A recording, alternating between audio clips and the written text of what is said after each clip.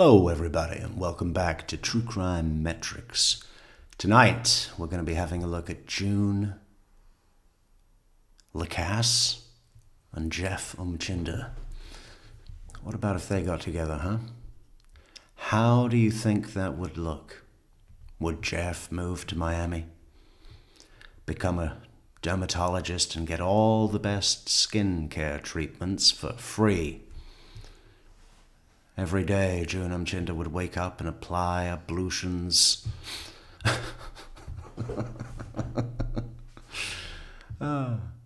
They'd probably get on. They'd probably get on great. But no, we're going to have a look at their testimonies. I was looking through the testimonies and I realized that we haven't done Jeff. We haven't covered Jeff. Of course, we covered him live at trial. But that was weeks ago.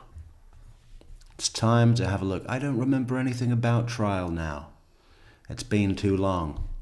June Umchinda, I think we may have covered her, but in a montage. But today we're going to be looking at it solo. Again, or for the first time. Where is our button? Too many buttons. This one. Close. Look at her there. Isn't she great? The lollipop lady. How is she now? I think she's been transported back down to Ocala. I don't know if that's, I think there's two facilities in Ocala. Of course, there's Lowell CI, and then there's the other one, the smaller one. I think it's where they put the older people, you know? Or if that one's like their housing while they're getting everything ready, her private room, her special bed that goes up and down at the press of a button. Do you remember the first time you saw those? I think I must have been about 8, no, maybe younger, I don't know, 6, 8 years old.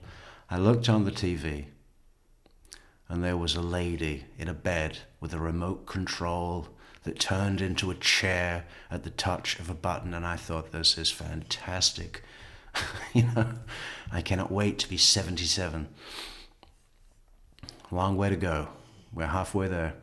Anyway, welcome everybody in chat. Acapella, Chelsea Myers, David Anderson Kirk. How's that sound? I did turn it down, David. I know that it bothers you terribly, but yeah, we can do something about that later. Everybody else in chat, welcome, welcome, welcome, welcome. Microbial Dance Party's back. Bran Bard, welcome. Okay, let's have a look at these guys. I did put it back just so we can have a small Judge Everett sound bite. I know how you all love those.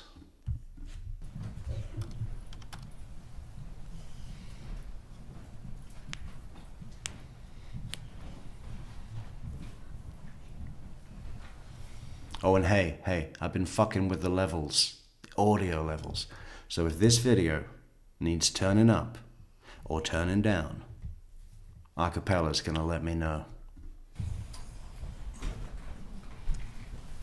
Everyone can be seated. Good morning, members of the jury. Good morning. We are going to resume with the state's case once again this morning. Everyone does have their notepads and pens in their seats.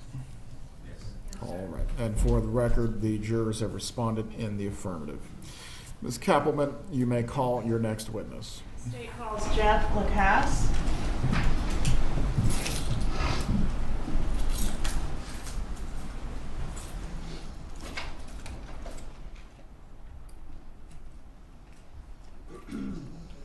I know, isn't Jeff great? Isn't he the kind of witness that you just want to invite, you know, to your house for dinner? Or maybe a lunch. A light lunch on a summer's day. Sit out on the back patio. What do you think Jeff Lacasse would order for a light lunch? You know, tuna salad. Maybe a ciabatta melt. Something simple, just mozzarella and tomato slices and basil leaves. That's good. Please raise your right hand, sir. Do you swear or affirm the testimony you're about to give will be the truth? Yes. You may take your seat. You may inquire when you're ready, state.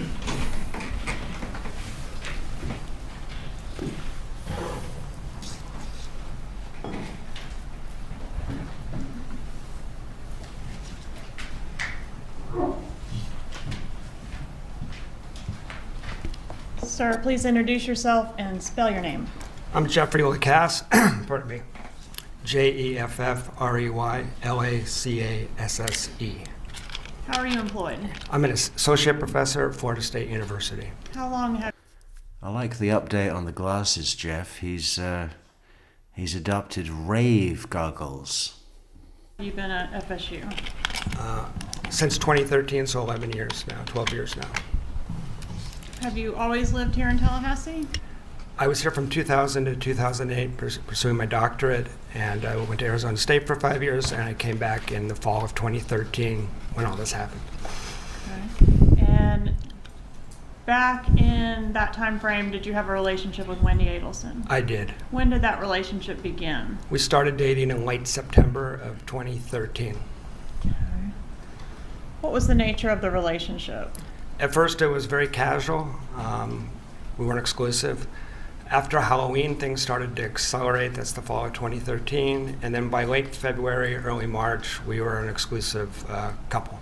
When did the relationship end? It's a little tricky, but I would mark it at around July 14th, Okay, 2014. Around the time of the homicide or shortly before? Right before, yes. Yeah, about 3 days. Yeah. She really stirred up my emotions about 3 days before the homicide. You know, a lesser man might have gone mad and done something drastic. During the time that you were dating Wendy Adelson, did you become aware of her divorce I did. and the litigation surrounding the divorce and subsequent to the divorce? Were you familiar with that as well? Yes, it was a constant topic of conversation. Were you aware that it was an unusually difficult or nasty divorce? I was. And during the time that you were dating her, were you aware that litigation was still pending during that time frame? Yes. Was there a specific item of litigation that was a common topic during the time you were dating Mrs. Adelson? Well, as far as what she discussed, there were multiple.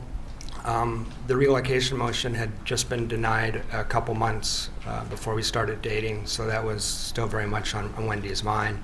That came up a lot. Then there were the custody issues with the kids, of course. Okay.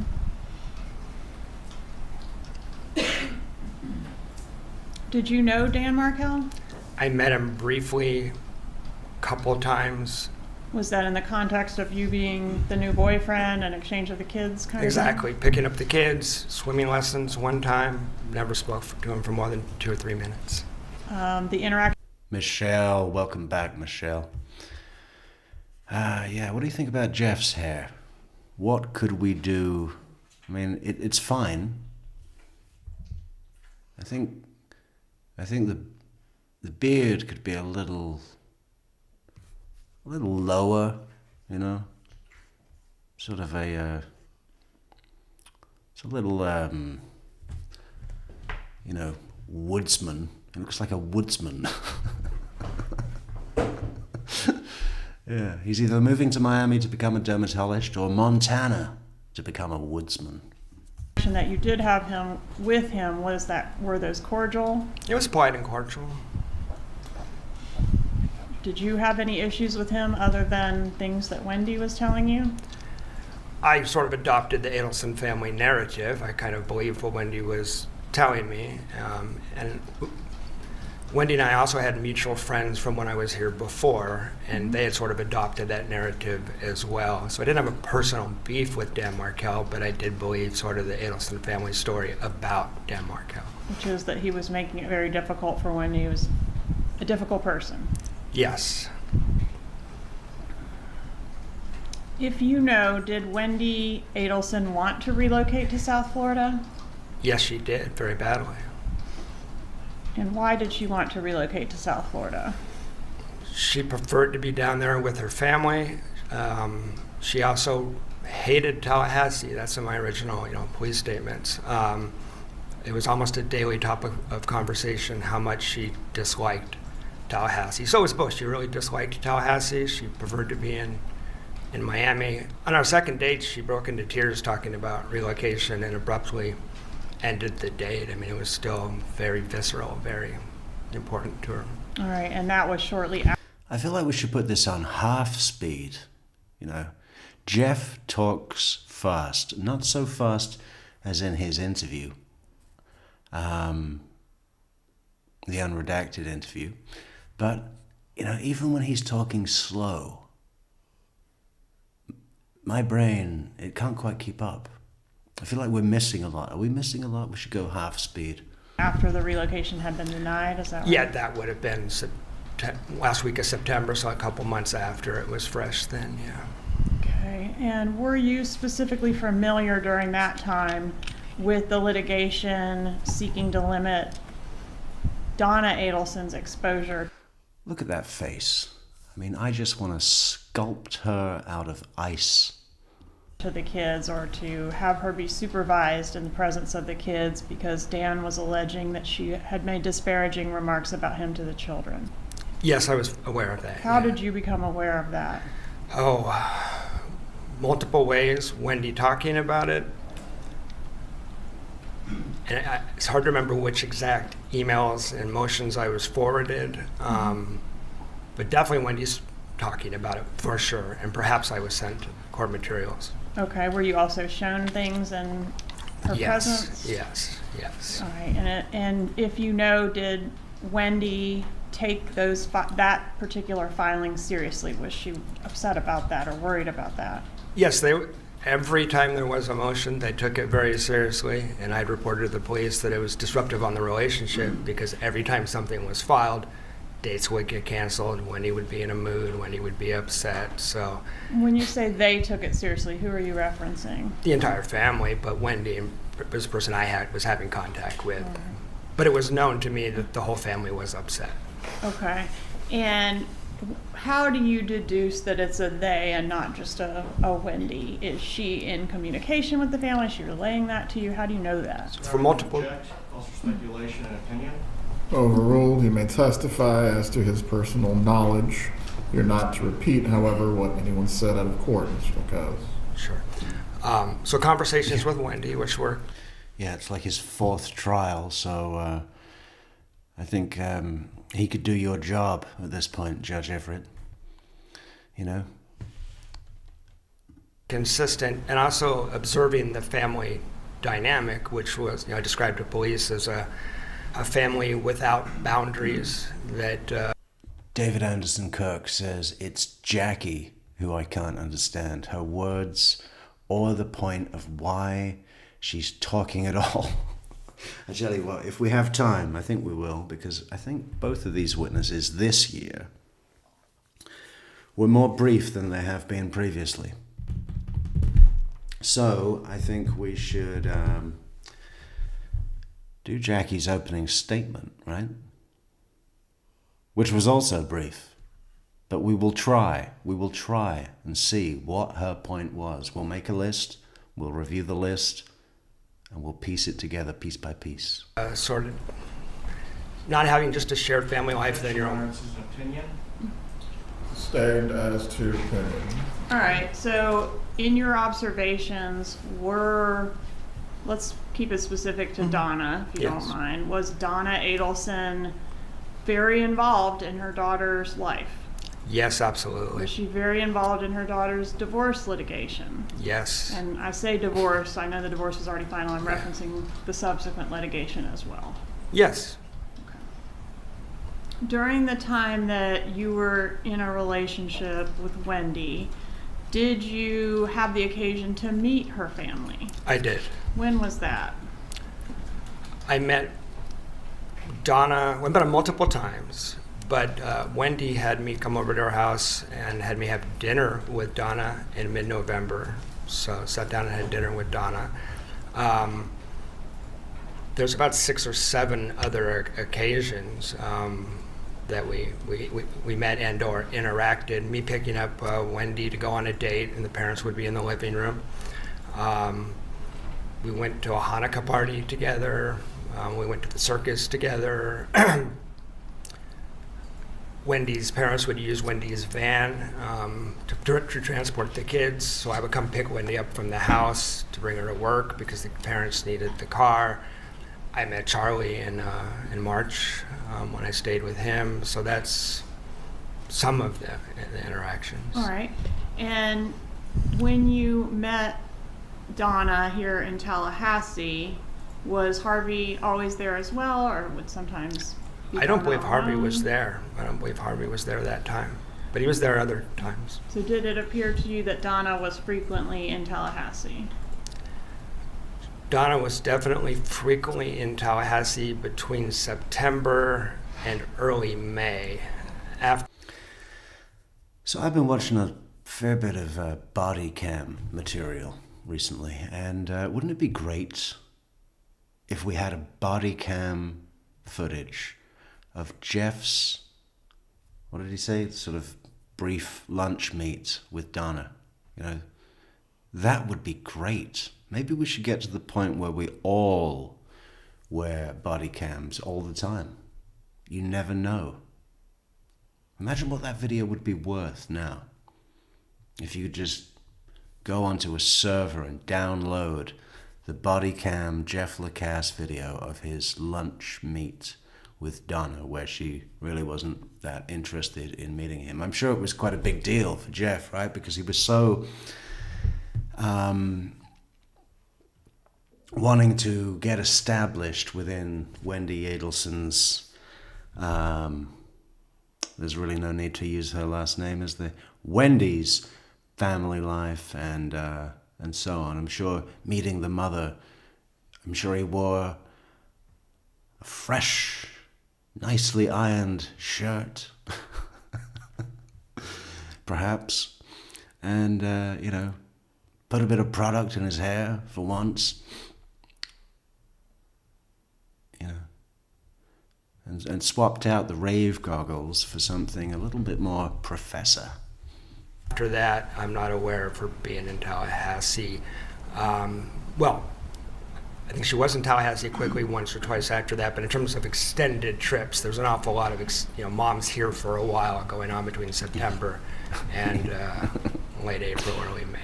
And when Donna was here in town, What does that mean? No sex this weekend? We could go to my place. You live in a basement. You live in a basement in a student district. Your rent is $100 a week. I'm not going there again. I'm certainly not going to be taking my clothes off in that basement. My mother is going to be here for a while. We're not leaving.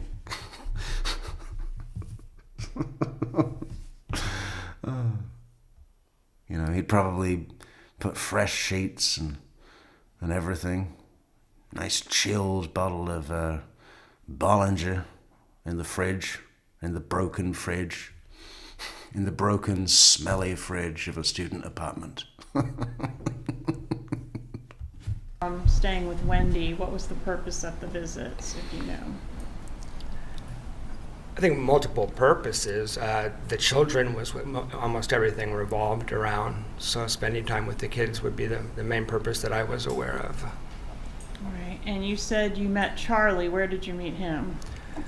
It's an art loft. That's what they all say. Do you want to go to my loft? Listen, buddy, it's not a loft if it's underground. Wendy and I went to,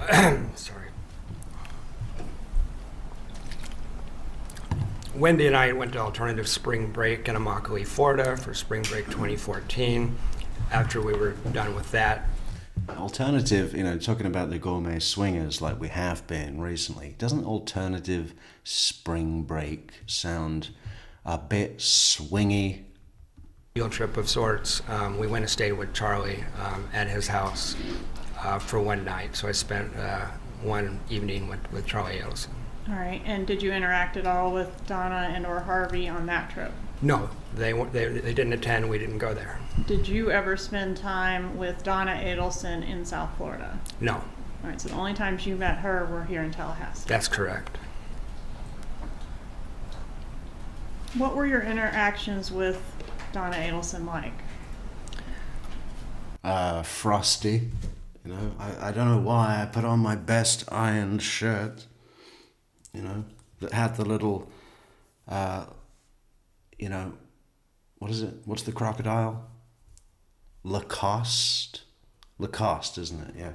I'm Lacasse. I bought a Lacoste shirt because I thought that'd be cute. I ironed it, you know. I went to the cologne store and I said, listen, give me something for meeting my future mother-in-law. I need to smell floral. Just a few that I recall. Sometimes they were really quick because I was just picking Wendy up. When we had dinner, we talked for maybe 5, 10, maybe 15 minutes, but it was pretty quick and just getting to know the girl who I'm interested in, her mom, so it's just that kind of thing. She excused herself from the table. Do you think he brought her a gift? No, probably not. No. What would he have done? I want to know details. Did he meet them both there, or did he arrive with Wendy? I think he would have arrived alone, right, and met them there. That's probably how it went.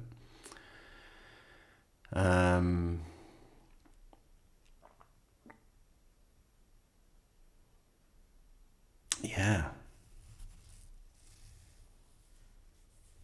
And despite what he thought, we know that Jeff can conjure up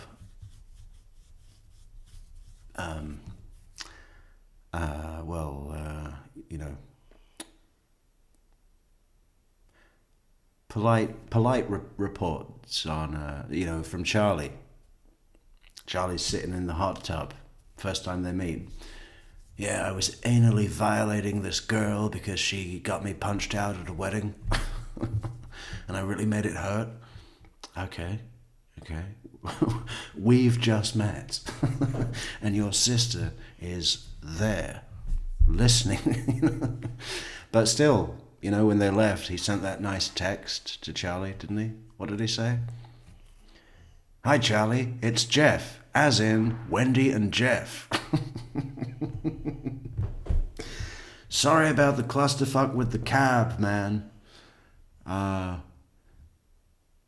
I can tell how proud you are of your sister. I am too. She really is one in a million.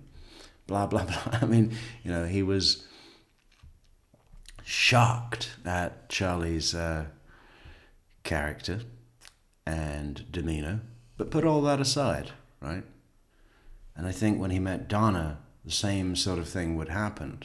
And the question is, what did he say about his impression of Donna when he later spoke to Wendy in private? Something nice, I bet, right?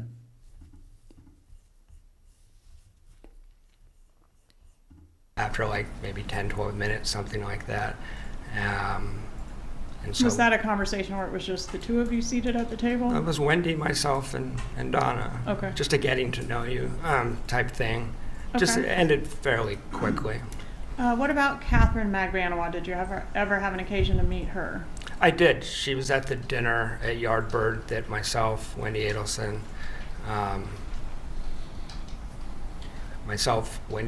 Katie, and Charlie were at. All Yeah, right, and that was the night that you spent in South Florida where you met Charlie. correct. Was that the only time you ever met Charlie? Only time I ever met Charlie. Okay. And do you know the date of that visit? Believe that's March 11th, 2014. March 11th, 2014. And how was Catherine Magbanua related to the Adelson family? She was Charlie's new girlfriend at that dinner, is how I knew her. Was it your impression or knowledge that this was the first meeting between Wendy Adelson and Catherine Magbanua? That was my impression. There was a lot of getting to know you talk type stuff. All right. At the dinner table, did the subject of Dan Markel come up? Yeah, I don't. What is getting to know you talk with Catherine Magbanua? You know, at this time.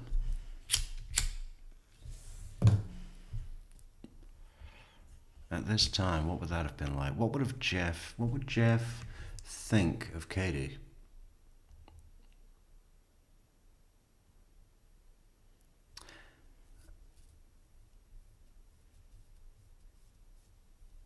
Yeah. I think he was just excited to meet Wendy's family, right? I mean, he was all pulled in by this Wendy lady.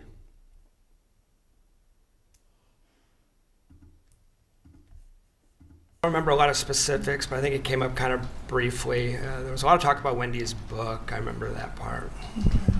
And at the dinner table, did Catherine Magbanua's ex come up at all? Yes. Could you tell us about that? Yeah, that stood out because Katie mentioned that she had her children's father was always getting in trouble with the police and had a violent criminal record. I'm paraphrasing, but it sounded like not parking tickets. It sounded pretty bad, and it stuck in my memory for that reason. Who is Net Detective 5240? Move on, please. Who, me? I think we should slow it down.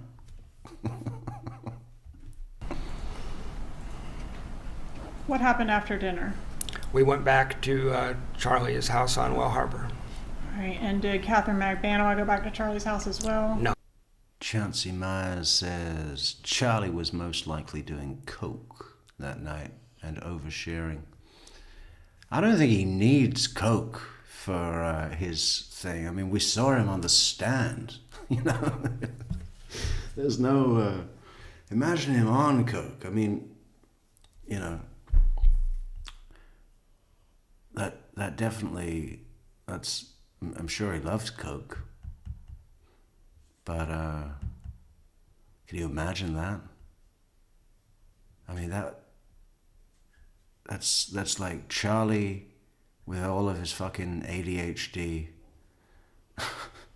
on coke, on a jet ski, or a go-kart. It's too much. Too much. Anyway, moderators, what do you think? Should we make Chauncey Myers a moderator? I think we should make Chauncey a moderator. Because I was talking to her the other night, and she was telling me all about great crimes in her home state. I think it would work. Chauncey, what do you say? There are no responsibilities. But, you know, you can do as much or as little as you like. But you get a cool wrench next to your name. Let's do it. No. All right, so at that time, it would be just the three of you, Wendy, and Charlie? And Charlie's then roommate, Dr. Jerome Obed. Okay. And can you describe the residence there? Yeah, I thought it was a nice house. Had a hot tub, had a pool. Okay. Did you get in the hot tub that night? We did get in the hot tub for a while. Who all was in the hot tub? Myself, Charlie, Wendy, and Dr. Obed at some points, and people were... Yeah. I still love this idea of Charlie being that kind of guy that when he's in a hot tub with multiple people, that he takes a piss, right? Just so he has his own little private thought of, you're sitting in my piss. You know, he's that kind of guy, right? That would bring him some satisfaction.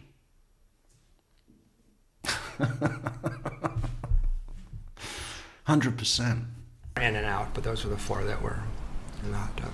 And during that time, did Charlie Adelson make some comments against Dan Markel? Yes, he didn't like Danny. That I might be understating it. Yeah. Is that the most you can remember? Was the gist was that he didn't like him? I'm not downloading that exact quote at this moment. I remember he was fired up. It wasn't just like, I don't like Danny. It was maybe a overprotective brother anger sort of vibe to it. Okay. And did he make some other comment about wrong side of the tracks or something? Yeah. He's kind of. Your Honor, hearsay. Please approach.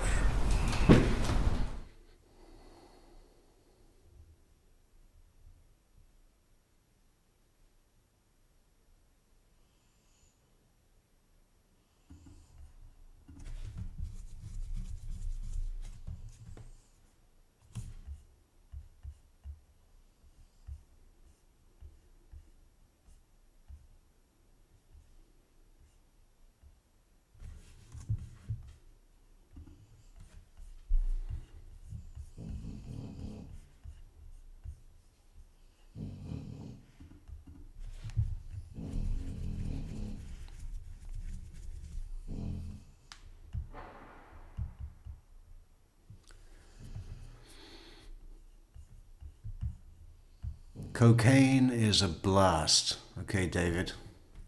Well, I hope you're going to be up late because we're all coming to your house after the show.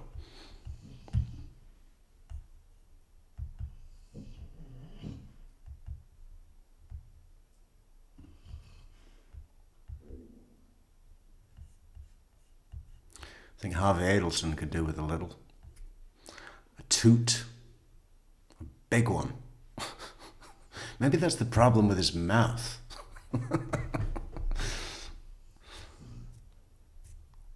What are you doing in the toilet? What are you sniffing in there?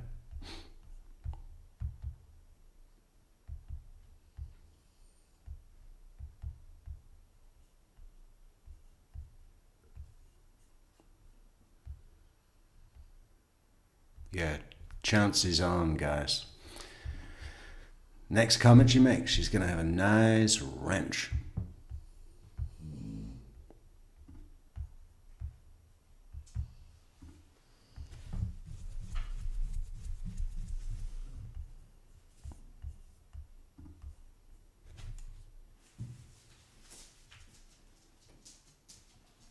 Hey Soap, how you doing? Look, this is Jeff.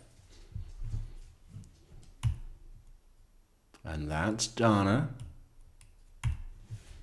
Donna is evil.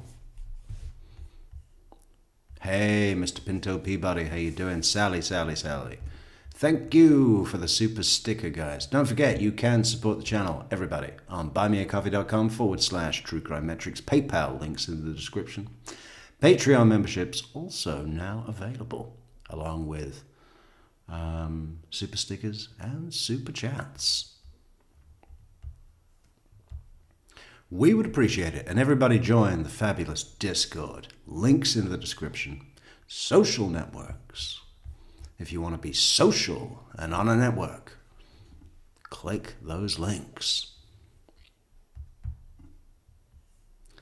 The legal team. Oh no, they're at sidebar. I thought they'd gone away.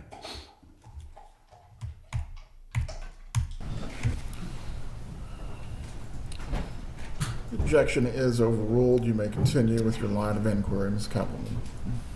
Sir, do you remember the statement that I was referencing? Yes, I do. There was a couple of statements in the hot tub. Okay. One was about the fact that Charlie knew people on both sides of the tracks, that he hung out with professionals, dentists, doctors, etc. But he also knew, was familiar, had social contacts that were in the criminal element. And he's kind of bragging, and he kind of specifically mentioned Cuban neighborhoods as a place where you would find that criminal element. Oh, yeah. Imagine some fucking arrogant shitbag like Charlie Adelson sitting in a hot tub going, I live on both sides of the tracks.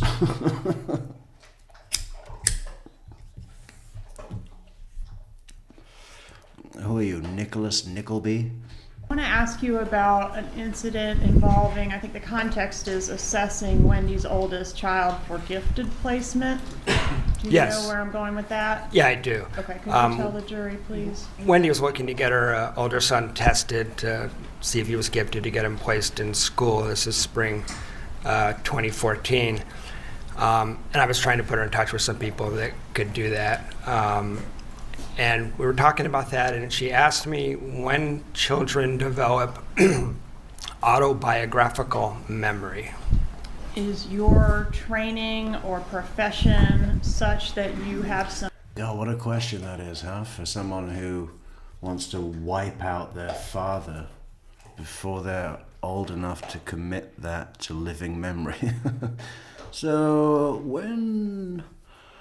how old would be too late for them Hey, to bro, I'm gonna forget? fucking fuck up where the fuck you fucking with me. Oh, that was a coffee. Which one was it? Let's check. Is it a latte? Is it a macchiato? It is Pinto with 10 cups. Thank you so much, Pinto, for the kind support on buymeacoffee.com/True Crime Metrix. Pinto says, thank you for all your research and for all you do. Actually, I haven't been able to do much research lately, but we will. We will. We are going to come away from these standard videos. We're going to go deeper. We're going to go much deeper. Rich media, that's what it's going to be. We're going to be going back. We're going to be going back to other cases very soon. As soon as I get some time to do some productions, you know? Which is coming. I'm almost there. We've just got to clean the house and walk the dog, and then we're back full time. knowledge that you could offer on that topic? Your Honor, he's not been disclosed as an expert. And you'll need to establish a foundation as to why this testimony could be given by this individual, Ms. Keppelman. I'm not offering it for its truth, Judge. It goes to Ms. Adelson's state of mind and motive. Very well. As to that purpose, I will permit it. However, as to that limited issue only, can this be considered by the jury? So, I mean, you're not an expert on children's autobiographical memories, are you? Not really. That's in some of the textbooks I teach out of, but I think I can keep it out of the scientific realm and explain it commonsensically, which is how I responded to Wendy. Children at age 2 have amnesia, which most parents probably realize. Between 3 and 4, kids start to develop the ability to retain memories. Jeff, this is expert testimony. As to a specific thing that goes to the state of mind of the individual you are testifying about, Mr. Lacasse, you may speak. As to your knowledge of any literature or research on this matter, I do not need you to testify on that matter. What is your profession? What is your background? I'm a professor of social work. I teach mental health courses. Okay. So, Wendy asks you what? She asked me when kids develop memory. At what age will kids start to remember what happened to them when they were a kid? And what was your answer? I think I said 5 or 6. Again, this is expert testimony. Overruled, Mr. Zalman, sit down. You may testify concerning not the truth of the matter asserted, but how this affected the state of mind of Wendy Adelson. Your Honor, this has not been disclosed to the defense. Please approach. It's probably in one of your fucking 5,000 papers on your desk that you shuffle around all day. This has not been disclosed. Yeah. Who was that who said it was their first time on a live? It was CDM Butterfly. Hello.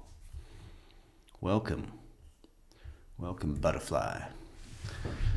You're my butterfly, sugar baby. Sally says, if you love the channel, please support with coffee or in any way you want, but coffee is the best way you can put the put the what, Pinto? Put the P back in Pinto.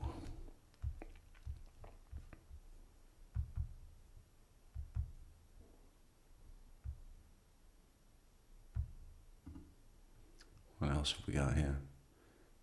Kristen, y'all gotta stop saying Wendy. I am getting buzzed. Imagine how Charlie felt. They could have gone to any fucking fast food joint in wherever they were. I guess it was Tallahassee at that point. You know, McDonald's, Burger King, the other ones. What is the other ones? Bailiff will take you to the jury room.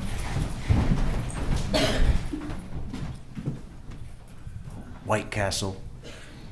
Mr. Lacasse, if you can step down, please. In and out. Step outside the courtroom doors. Don't discuss your testimony with anyone else. Hey, looking good with the wrench, Chauncey Myers.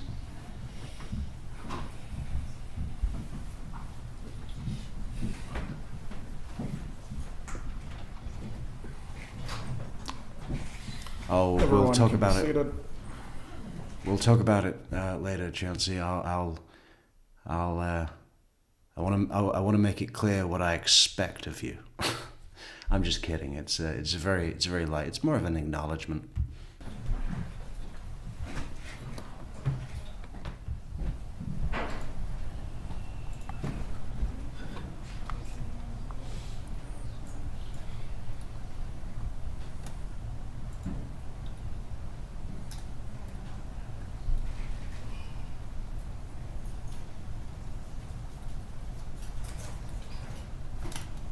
Who was it that was telling me that Judge Everett is only 42 or something?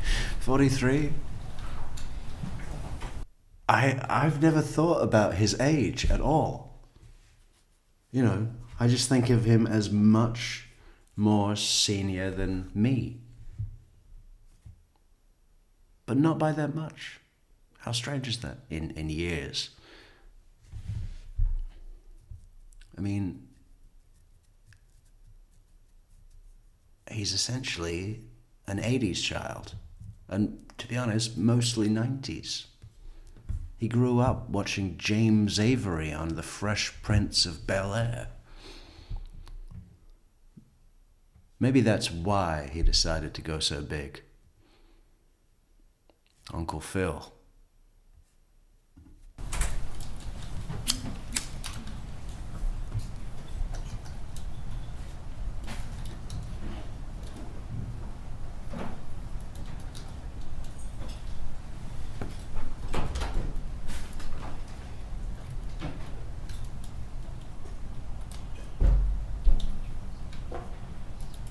Did they send Jeff out? I was reading comments.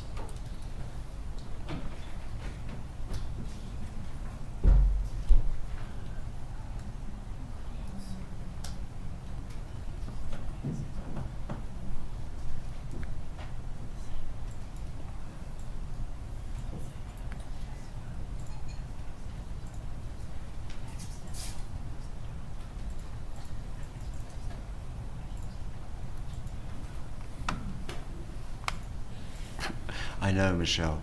Wasn't it funny? Look at Zellman there. He's very proper, isn't he? He tries to look very proper, handing his papers very delicately all the time with that yellow highlighter pen. Look at him. It's almost like he's painting. You know what I mean? Like, he's got this artistic movement thing. But yeah, Jackie, the combination, the combined forces of Jackie Fulford and Josh Zellman. What was that? I mean, I hate to say it, but was Daniel Rashbaum better? I think maybe yes. I think maybe yes.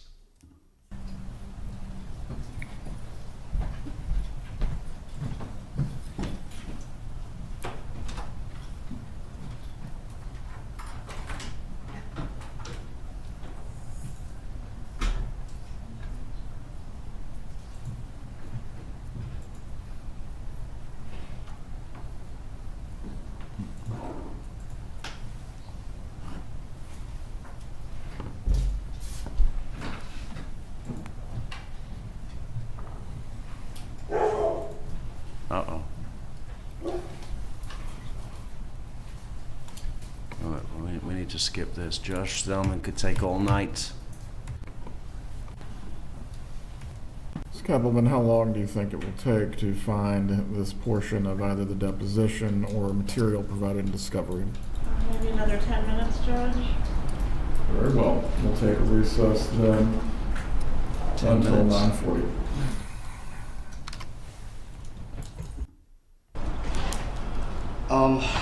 It's not intentional. I would concede that. There are a lot of materials in here. I would just... Not intentional. If the state's going to move on, I don't think we need to inquire further. Should I get the witness, Judge? Have you all seen the latest, oh shit. Oh, hang on. I need to go and stop that from happening. One moment, briefly, so the record is clean on this topic. I will find there has been a discovery violation with regard to the testimony of Jeffrey Lacasse on the subject matter of what was discussed with Wendy Adelson concerning any issues as to the children's memories. I will find this was inadvertent, as there have been, I believe this Kappelman is the 5th or 6th trial in this, Only the 4th, Judge. excuse me, the 4th trial that has occurred under this set of facts, and there has been a multitude of discovery or interviews or depositions of this witness, but specifically as to this defendant being able to depose this witness on this topic, that did not take place by prior counsel or current counsel. I will find it is trivial, and it has not had a prejudicial effect on the ability of the defense to prepare, since the state is conceding the matter, and no further examination on this topic will take place.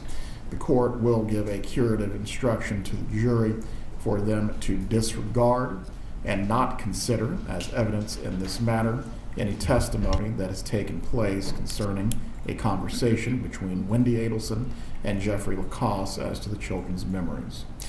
You may bring in the witness.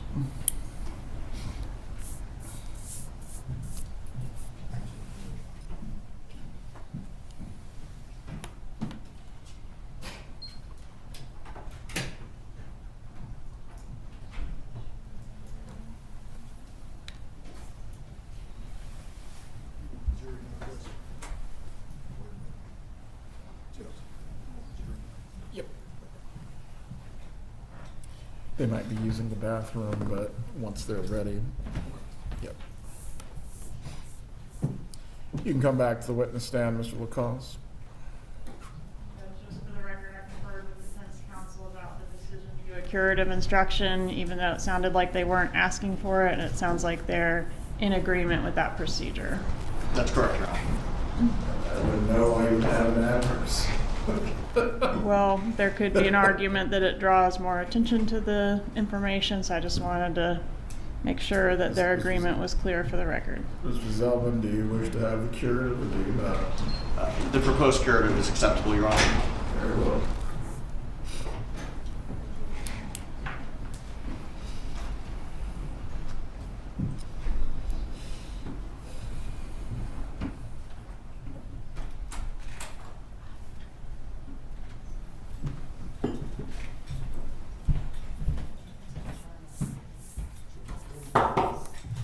Jury entering the courtroom.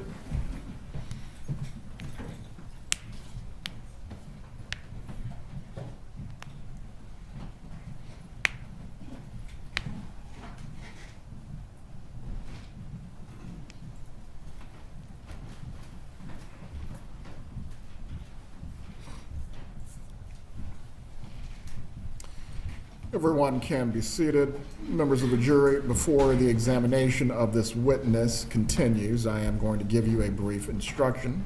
The last objection that was raised by the defense, it is being sustained. You are to disregard any testimony that has taken place by this witness concerning the issues of any statements or any conversation he had with Wendy Adelson about her children's memories. You are not to consider this as a part of the evidence in this case. You may continue with your examination. Thank you, Judge. Around this same time frame, I guess we're talking about maybe March of 14, somewhere in there. Did Wendy Adelson, actually strike that. I'm gonna move on to the coffee shop meeting. You familiar with that?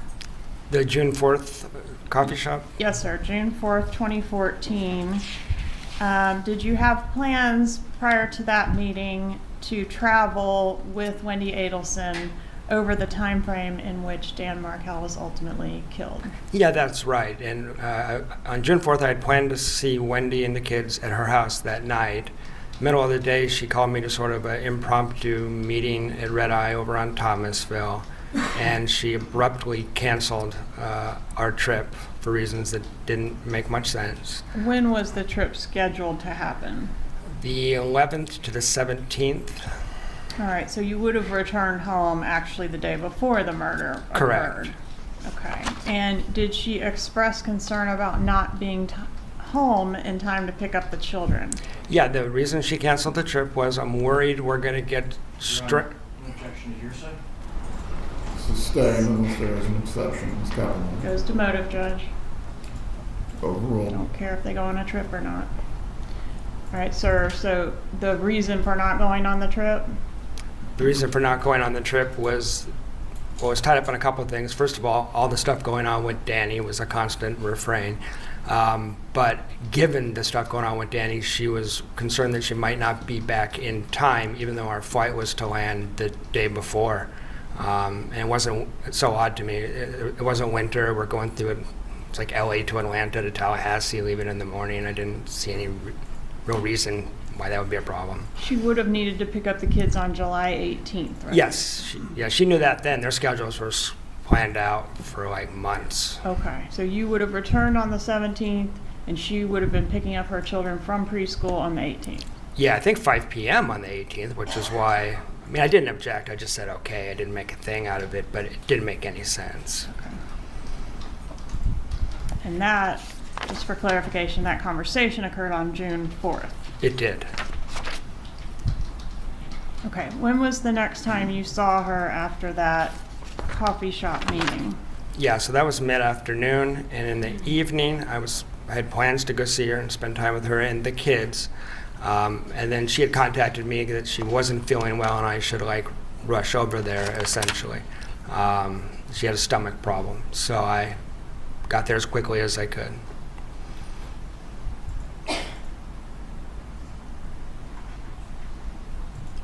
All right, so did you go to her residence that evening? I did. And what happened when you got there? Well, on the way there, I remember contacting her and asking her, do you want me to stop and get some stomach medicine or something like that? And didn't. I believe she told me not to. Once I got there, she hemmed and hawed a little bit, and then eventually I left because she was a complete anxious wreck. She didn't have the flu. She didn't have food poisoning. She was just a nervous, anxious wreck, and it was affecting her stomach. So after a little while, I drove to a nearby convenience store to go get her pep. No sex that night either, huh, Jeff? Nervous wreck, bad stomach. But maybe you could go to the drugstore. Bismo, which I recall because I have a credit card receipt from this random convenience store a few miles from her house. All right, so she was a nervous wreck that night, and did she tell you what the problem was or not? No, there's no discernible. I couldn't figure it out. She didn't tell me. No. Man, if you can't get Wendy Adelson to put out, you know you're in trouble, right? Okay. All right. Was there a time when you were over at Ms. Adelson's residence and you observed that her TV was broken? Yes. Okay, tell me about that. When did that occur? That would have been around the week of June 11th to 18th, somewhere in that time period. I went over to Wendy's to spend time with her and the kids, and she asked me to take a look at the television. I turned it on. She said there was a problem with the TV, so I turned it on expecting to see like input 1 flashing, or the kids pushed the wrong button or whatever. And what I'm looking at when I turn it on is a screen that's been partially shattered, that's been struck by an object. So she had a broken TV. All right, and did she tell you what happened to the TV, how it got into that? No, she state? kind of asked me to look into the TV, as if, she didn't know. I looked around. It was impossible to me that the kids would have done it, but I didn't know a better explanation at the time. So I was kind of mystified as to what happened. It looked like a human being stood, between 5 and 6 foot, something like that. It stood in front of it and hit it. That's what it looked like. But she was asking me. Okay, so it was like an impact. Yeah, it kind of looked like an adult, a psychotic adult, about Wendy's height and build, stood in front of the TV with a hammer and smashed the TV. Oh, I think one of the boys threw the remote at the TV. Could we do a test with that? Who's got a 3-year-old child and a TV that they don't need anymore? Actually, Chancey, how old are your kids? I think they might be around that age. Yeah, ask one of your children to throw the remote at the TV. As hard as they can. Mark, like a round impact with spider webs. Exactly. Then the pixels are distorted. Most people have probably seen this. So it's, and it wasn't completely shattered. You could sort of see what was going on the television. But it's not a TV anybody would normally watch. Okay. All right, so let's move away from the TV for now. Was there a date that you had with Wendy Adelson on, gosh, have I gone backwards in time here? It was the day before her birthday. What was the date of that? We were scheduled to have a date. The day before her birthday is April 21st. We were scheduled to have kind of a special date night that night. Wendy didn't answer her phone, didn't answer texts. All right, what is the likelihood of Jeff getting laid on April 21st?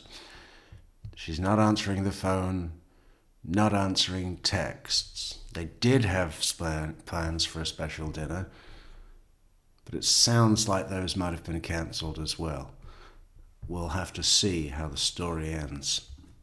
And I got so concerned about her, a few hours after the date was supposed to have started, I just drove over there to check on her, knocked on the door for a while. She finally came to the door, appeared to be intoxicated, and not just on alcohol. I mean, wary-eyed. I'm not sure what substances, but it wasn't good.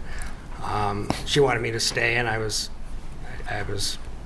annoyed enough that I actually just left. I didn't stay the night. So. Okay, so I kind Yeah, I roamed the streets.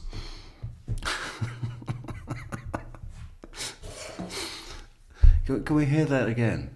I mean, he was annoyed enough that he just left, or just turned around and walked out the door.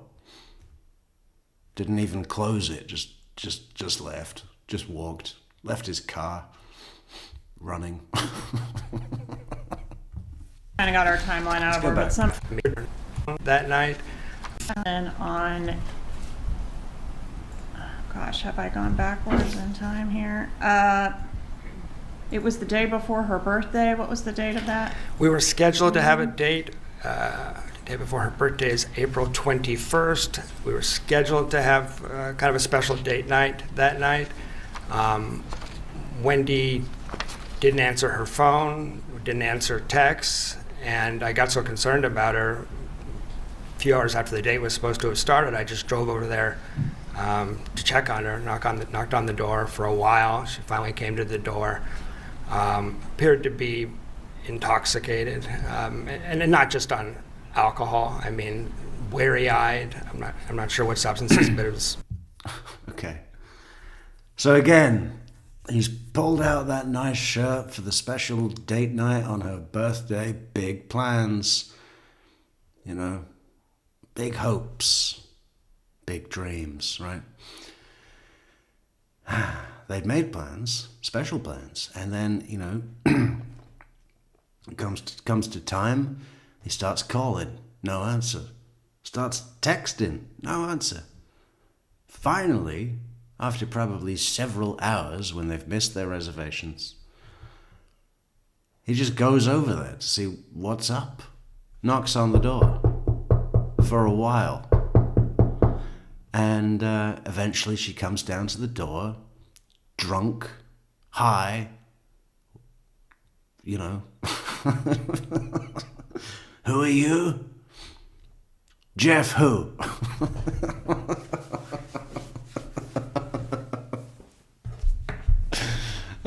Yeah. Just roam the streets, Jeff. Roam the streets. It wasn't good. Get yourself a large pizza and go home. She wanted me to stay, and I was annoyed enough that I actually just left. I didn't stay the night. So. Okay, so I kind of got our timeline out of her, but some erratic behavior from her on April 21st and then again on June 4th. That's right. Okay. I'm going to approach and show you a text message that was sent on June 28th of 2014. And I've marked it as States Exhibit 141. You ever had a chance to review this text message before? Yeah, you showed this to me last week. All right, and this message had never been shown to you before last week, right? Right. And it's been testified that this was from Wendy Adelson to her brother Rob Adelson, but it concerns you. Yes. Is there anything factually incorrect in what Wendy Adelson is stating in that text message? Well, when she says I haven't told mom and dad about me, I met them multiple times. It's impossible that they didn't know we were dating. For example, I was aware that Donna wasn't thrilled that I wasn't Jewish, you know. So that doesn't add it. This doesn't make sense to me in terms of like seeing me for 6 or 7 months. So in that text message, she's saying, you know, that you're a secret boyfriend from the parents. Were you a secret boyfriend from the parents at that time?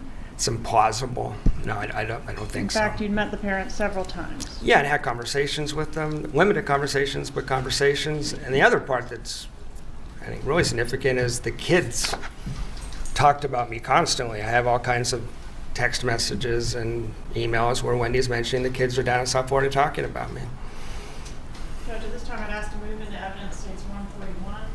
Any objection? Can I see that, please?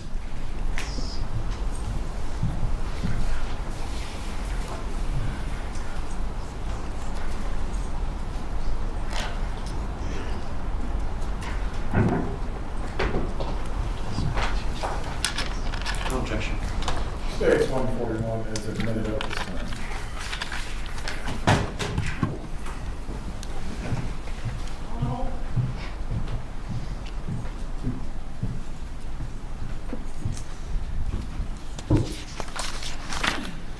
Okay, I want to draw your attention next to a disagreement that occurred with Wendy Adelson on June 29th of 2014. Do you recall that incident? I do. Okay. And at that time, did you confront Wendy about some suspicions you had that she was seeing other men? Yeah, that was part of it. That was the main part of the disagreement. I also had spent the last 2 or 3 months concerned that she seemed to be stringing me along. Where did the fight occur? The fight occurred in Gainesville. Okay, and I say fight, it was a verbal disagreement. Verbal disagreement, and argument's not even the right word. We just exchanged words, yeah. Okay, and did that exchange of words lead to an awkward drive together back to Tallahassee? It did, a very awkward drive back to Tallahassee. And that was? That's the morning of it's the 29th or 30th. It's the 30th, the morning of the 30th. Morning of June 30th. Yes. Okay. And after you parted ways, once you returned back to Tallahassee on the 30th, what was the status of your relationship over the next couple weeks? Yeah. Well, we left that, when I left on the 30th, when he was clear that it wasn't over, but it wasn't great that we'd had this exchange either. So over the next couple weeks, we had phone calls, text messages, video chats with the kids. My take was, seems like it's probably going to be okay, but I didn't know for... Video chat with the kids, huh? I thought it was hard to Skype with 2 toddlers, Wendy. You know, poor Professor Markel's waiting for his Skype call. Court-ordered Skype call. Or, you know, I don't know if court-ordered, but, you know, in the document, the agreement. Oh, no, we can't do that. It's difficult to Skype with kids. Sure. It did string the relationship out another couple weeks when it easily could have ended. When was the next time you saw her in person? July 13th. All right, so about, I guess that's the Sunday before the murder, is that right? That's correct. And where did you see her? We went to dinner and a movie. I picked her up at her house at Aqua Ridge. We went to dinner and a movie and then returned there. Okay, well, we're on the topic of Aqua Ridge. I'm going to approach and show you what's been introduced in evidence.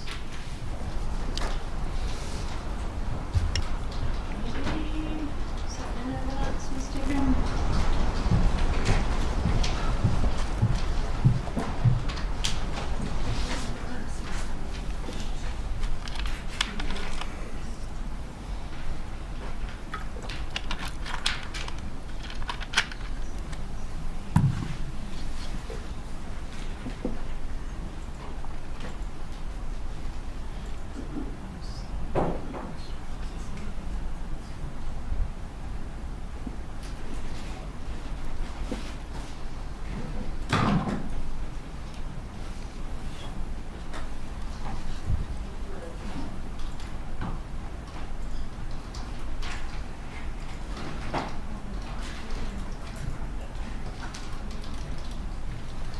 That was in the PowerPoint, so you're not gonna find it. All right, we'll circle back to Aqua Ridge. So we're on the disagreement, didn't see her for a while, saw her on July 13th. And you were at her residence. What was the plan for that evening? I didn't know. It was just to spend time together and maybe talk about the relationship some, but we were conversing. We had conversations. Were the kids there that night? They were not. Okay, so it was just the two of you at the residence? Just the two of us. All right, and did the subject... Bill Withers. Is that the theme song of the... And thank you to everybody who pointed out Bill Withers the other day. Because I didn't go and listen to any Bill Withers, because I wasn't standing in an elevator. But I did go back and listen to Gil Scott-Heron. Man, what a fucking guy. I think we should have a special show just dedicated. You know, the best of Gil Scott-Heron. How do we do that? That'll be copyright infringement, no doubt, right? And it's not really crime. Unless being the best is a crime. Yeah, maybe we should just post a classic Gil Scott-Heron song every day on Discord. Everybody join Discord for Gil Scott-Heron classics. Of relocation come Christina! up? Yes. In what context? It came up in the context of whenever Wendy got back from Miami, she was always very upset about the fact that the relocation had previously been denied. I mean, it had been legally denied, but she wasn't over it. It was a constant refrain about how much she hated Tallahassee. So we're talking about the future of our relationship, and I'm asking, are you going to be here? Because with the constant complaining about how hard it was on her parents to transport the kids and just the constant complaining, I was just thinking, is she even going to be here? Is it worth trying to push forward in the relationship? And she said the only way that I'd ever relocate is if something would have to happen to Danny. Subject to the same ruling at sidebar, the objection is overruled pending the other matters that do have to be addressed. You may continue, Ms. Kappelman. Please repeat your answer. Yeah, the only way she'd ever be able to relocate is if something happened to Danny, was the first statement. Okay, and did she mention anything further about Kristen says, "Oh, Metrix, take a drag for me, please. I'm sensing an ex-smoker." something Well, happening to Danny? Can I give the context before the next? Yes. Yeah, so I was getting a little tired of this whole drama around the relocation. And so I pushed back on Wendy a little bit and said, like, you're going to have to kind of make your peace with this. You're going to have to take some responsibility for this. You're linked to Dan Markel. Look at this. David Anderson Kirk says, by the way, the day Wendy is arrested, I'm throwing a house party. Y'all are invited. But yeah, I live in Oakland, California. You'll have to find your way here. You see, this is why we need the Metrix jet. Okay? And not a small one. Not one of those little ones like Johnny Depp has. Big one. Fucking jumbo jet. 747. Wouldn't that be great? And we could paint it. We could paint it, you know, like Air Force One, Air Force Metrix. That'd be great. We'll have to create a goal for the Metrix jet. Hang on. For life. Kind of challenged her a little bit. And she said, well, can I tell you something confidentially? And I said, sure. And she said, last summer... Objection. I'm going to repeat the same objection. Our Senate court's ruling. Same ruling remains. The objection is overruled. You may continue with your answer. She Can said, I tell you something in confidence? yeah, can I tell you something? After I challenge her, can I tell you something in confidence? Sure. Well, last summer, my brother looked into all options possible to take care of the Danny Markel problem, including hiring a hitman, and it would cost about $15,000. Okay, and when she referred to her brother, she's got two of those, right? She said Charlie. Okay.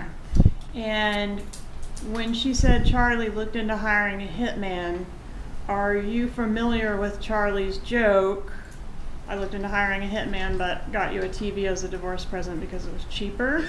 Yeah, Wendy had told me that joke a couple of times. This was not that joke. Okay, so this was something different. Yeah, the joke was said with levity. It's a dark joke, but well, this I found chilling. I found disturbing. It made my stomach flip. It kind of took me aback. It was, she was dead serious when she Okay. said this, and she'd asked to tell me in confidence, which you don't do before you tell a joke. Okay. So I want to take you to the next day then. So we're at July 14th, the Monday before the murder. Yes. Did you see Wendy Adelson on that date? Yes, we had contact throughout the day trying to arrange some kind of date. It kind of ebbed and flowed. But she was real enthusiastic about seeing me at one point, and then like mid-afternoon, let's just meet at yoga is what was decided. So.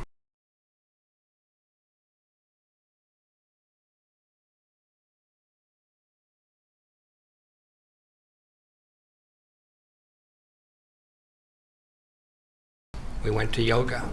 Okay. What happened after yoga? Well, I was wondering why we were at yoga, because when he was being very strange, I felt like the relationship was over. She wasn't feeling well. I'm not a big yoga guy, so I didn't understand why we were at yoga for like 8. I'm not a big yoga guy. Oh, did you miss the announcement? I'll have to repeat it. Support the channel, help support the Metrix jet so we can all get to Dave's house for the Wendy was arrested party. Do it. Do it now. What was I going to say? The I'm not a big yoga guy. I like that. I like that for a t-shirt, right? I'm not a big yoga guy. That's good. I like it. With a picture of Jeff. 80 minutes, stretching. But then when we left yoga, we'd barely spoken. I was just getting a vibe that this is over. Tried to talk about the relationship. Didn't go very well. It was pretty clear to me. My internal thoughts were like, well, this is over. So And she didn't want to spend time with me the rest of the week, so I just put my hands up like this. I remember this vividly, and just turned around and walked away. Where were you when that was happening? We're in the parking lot of Journey's Yoga over by Winn-Dixie. Okay, so you have your two respective vehicles there, and Yes. you're parting ways. Yes. Okay, what happens as you walk away? Get about 10, 15 feet away from her, and she calls after me. I turn around, and she had a series of detailed questions about what I would be doing on Friday. I had a trip to Tennessee planned, and she wanted to know if I was going on that trip, and she wanted to know what route I would be taking. And if I didn't go on the trip, why wouldn't I go on the trip? And I answered the questions as best I could, but I was confused why, at that moment, she wanted to know the details of what I was doing on Friday when she expressly didn't want to spend time with me on Friday. Okay, and we now know that Dan Markell was murdered on Friday. Yes. Right? If you had taken the trip as planned, which is as you reported to Wendy that day, what would your route have been?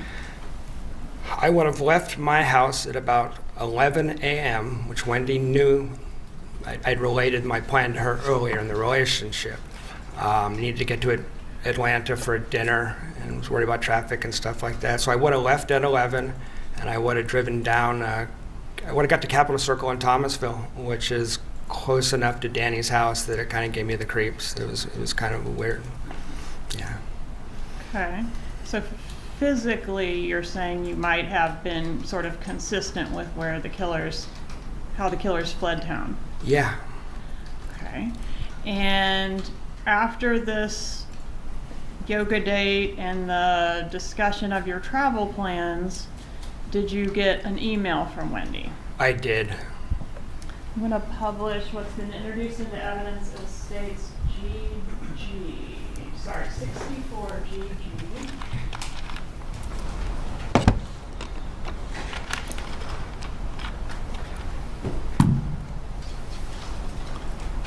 Is this the email she sent you after the yoga date? Yes.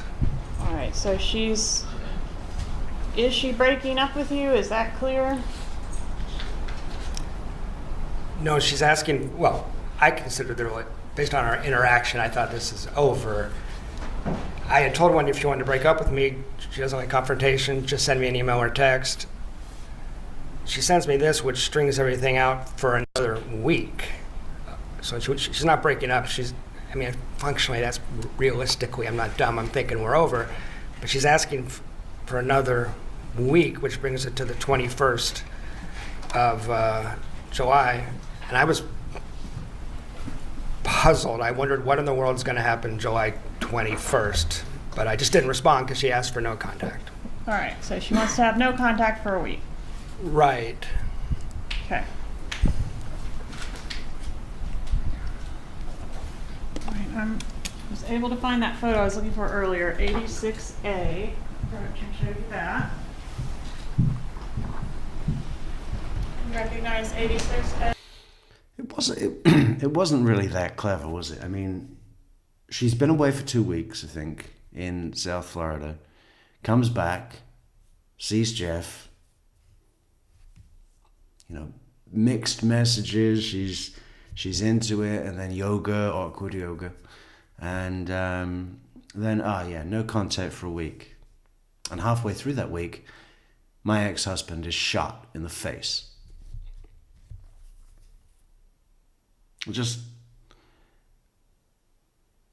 She could have done that in a less obvious way. And maybe it wouldn't be obvious to your average Joe, but we're dealing with Jeff Lacasse here. Mastermind. 3D chess player. Yeah, that's Wendy's Adelson's residence on Aqua Ridge, and that's what it looked like when we were dating. Okay. We have an evidence 86A. Any objection? No, Your Honor. 86A is admitted at this time. May I publish? You may. All right, so I blurred the boys' faces, but this is how the residents at Aqua Ridge appeared. Yes. And the kids' art that's shown on the wall here. This is the what? All right, so I blurred the boys' faces, but this is how the residents at Aqua Ridge appeared. Uh-huh. Yes. And the kid's art that's shown on the wall here, was that present during the time that you were dating Wendy Adelson? Yes. Was it something that like art would come down, other art would go up, or was it pretty fixed? It was, maybe some art would get added, but I never saw any come down until July 14th. Alright. 13th, sorry, July 13th. July 13th, you noticed that the art had been taken down? We walked into the kitchen, and then Wendy was pulling art off the wall, the only time I'd ever seen her do that. Okay. And I want to ask you, Jill Jane says, I hope this guy found true love. I think he should have gone gay.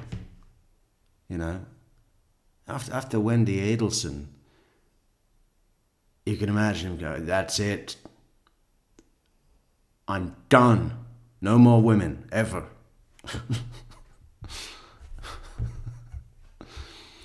We're heading to the windmill bar. about, I've nicknamed it the celebration dinner. Are you familiar with that? Yes. topic? Okay. Could you tell the jury about that, please? Yeah.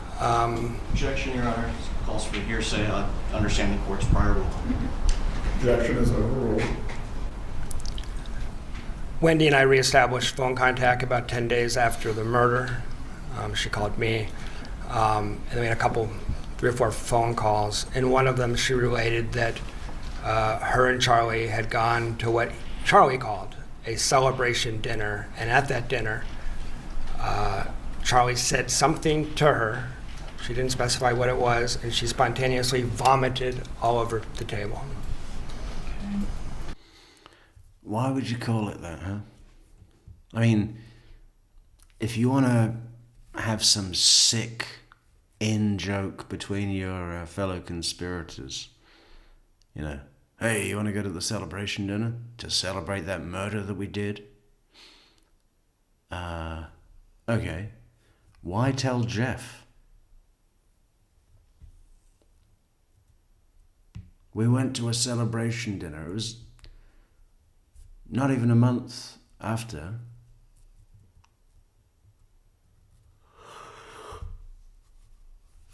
Is that thing where they like to flaunt?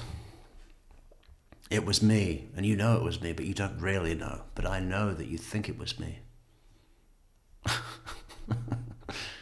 But it doesn't matter because you can't prove anything. We'll see. Are you aware, sir, that you were suggested as a potential suspect in Yes. this murder? Where were you when Dan Markel was murdered? I was in Tennessee because I had left on my trip the night before. So rather you than changed your plan. I changed my plans at the last minute.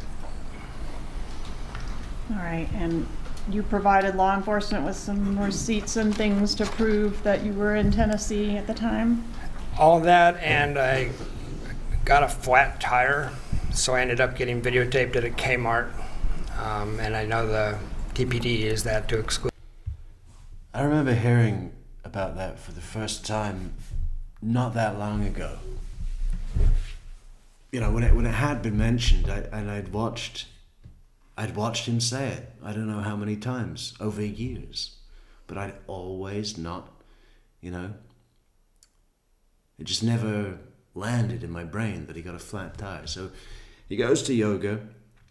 He's got a difficult situation. Wendy's fucking up his brain, and he's scheduled to leave town, and he says, fuck it, I've had enough. I'm sick of this situation. I'm just gonna get in my car and drive. Then he gets a flat tire. In the rain. Oh man. He must have just wanted to take that tire iron and start breaking up the tail lights of his Nissan Sentra, smashing the windows. and the wing mirrors. She's like, fuck. Then what happened?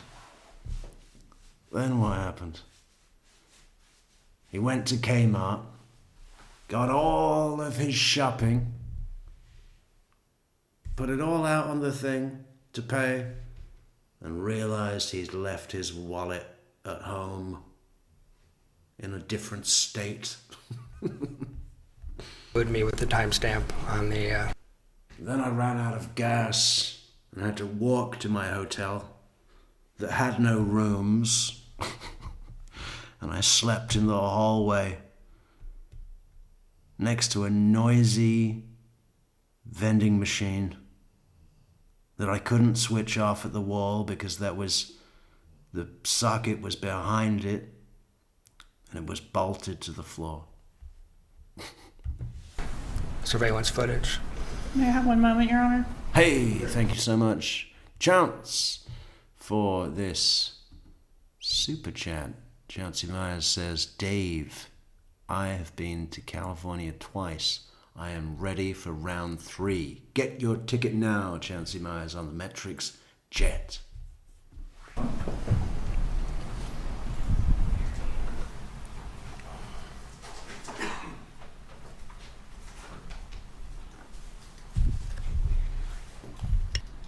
At some point, did you learn that the killers came to Tallahassee in June, not just in July?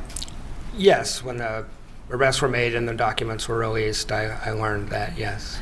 And did you put together some facts about your travel plans that day that could have potentially made you a suspect on that trip as well if the murder had happened as Yeah, planned? that Friday, I was scheduled to go to a business trip in Gainesville, leaving at 11 a.m.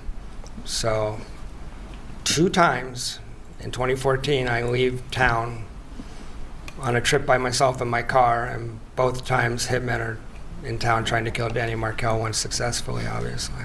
Are you familiar with the type of vehicle that was originally rented by the killers in June to make that June trip? I am. Okay. And was that significant to you? Yeah, I mean, this is long after this all happened. I'm learning this from court proceedings in 2016. But when I heard they rented a gray Altima initially, I had a 2004 Nissan Sentra. That freaked me out because that's about as close as you were going to get to my car on the rental market. Right. I'm going to show you what I've marked as State's Demonstrative Exhibit G. You recognize this exhibit? Yes, ma'am. All right. Is this the make and model of the, it's not the actual rental car, but the make and model of the rental car compared to the make and model of your vehicle? Yeah, my Giddy ups, bitches, we fly at dawn. I like that. I really like that. I think that should be the written under the logo on the side of the plane. We fly at dawn. Or daybreak. We leave at daybreak. Thank you, PJ McNeil, for this super chat. car's right on top. That looks just like the car I had at the time. Permission to publish G, Your Honor? You may.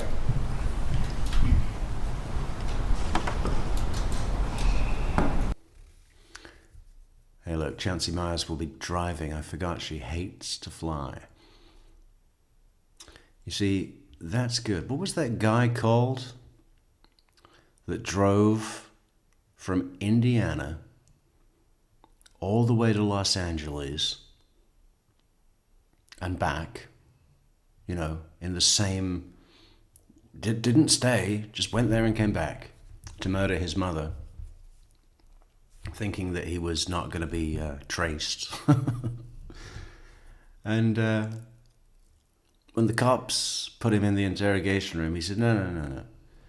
What I did is I drove from Indiana to Los Angeles and back immediately to buy some weed because I know a dispensary in LA. And the cop said, okay. How much weed? Well, about 15 grams.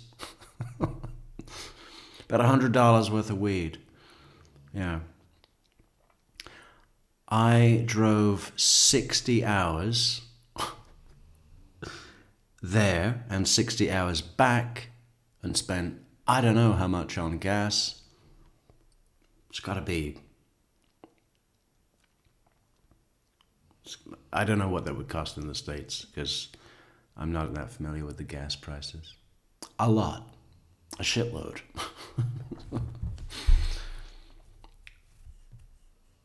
And then he said, I didn't tell you about that when you were asking me about the murder originally because I was crossing state lines with marijuana.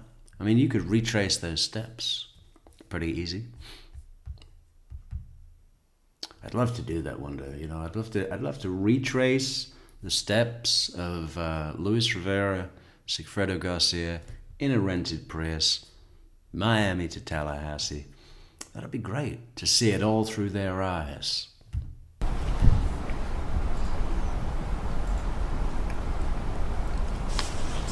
have one more moment to confer, please.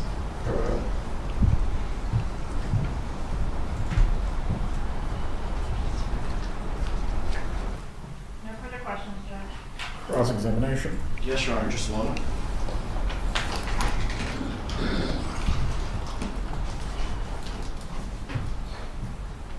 Acapella says, must have been damn good weed. I think he smoked it all before he even got home. Like, you know, pretty much. He's like, I have the, what do you call those little pots? You know, I have the containers at my house, you can check. It's true, I bought weed. Not murdered my mother.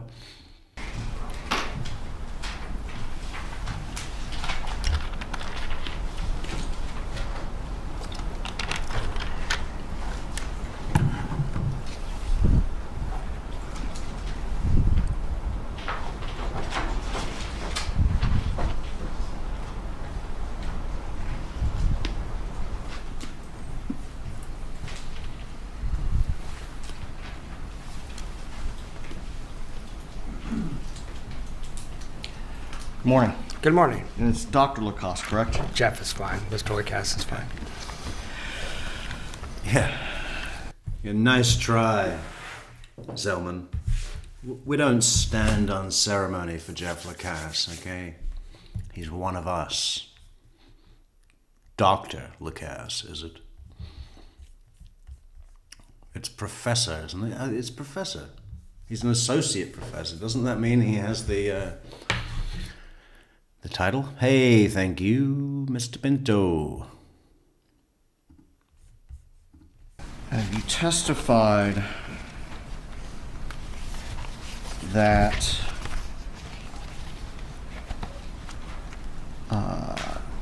it was your understanding that my client, Donna Adelson, was aware of the motion that the state has called the grandmother motion. Yes. Okay. Do you know how she took that?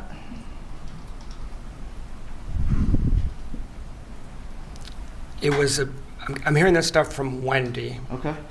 Well, do you know how she took it?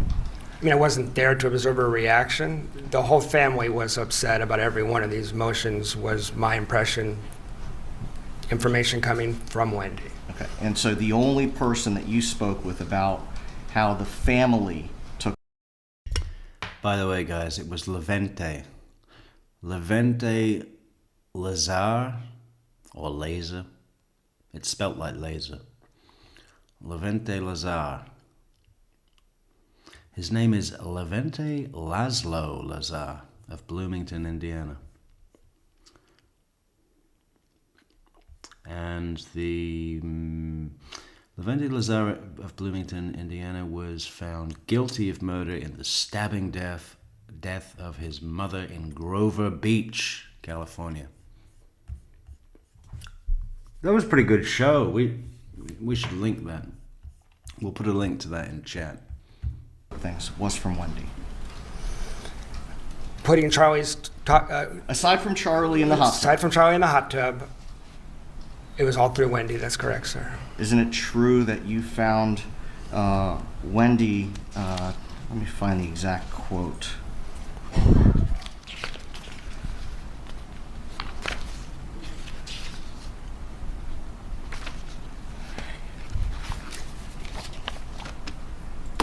Didn't you find Wendy to be a deeply deceitful person? Yes, depending on the topic. I mean, that's true. But a lot of the stuff she told me about her family was later released in evidence. I'm talking about the kids getting. Your Honor, I'd move to strike that response. Stay. And Mr. Lacasse, you are only to respond to the question that you are asked. Members of the jury, the portions of the answer that were non-responsive, you were not to consider. You may. There you go. This one. Yeah. I should put that in the description. I'll put it in the description too. Everyone go and watch our video on LEVENTE LAZAR. It's funny as fun. Thank you, Your Honor.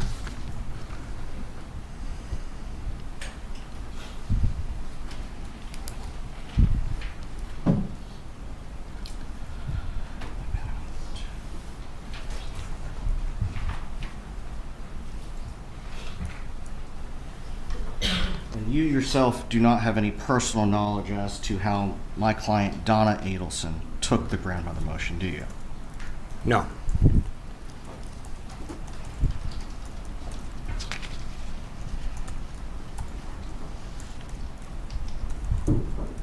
Isn't it true that you only had limited small talk with my client, Donna Adelson? That's correct.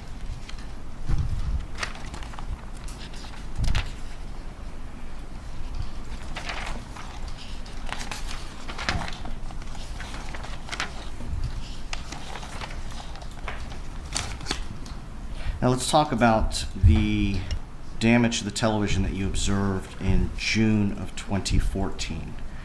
Can you tell us again how you described that?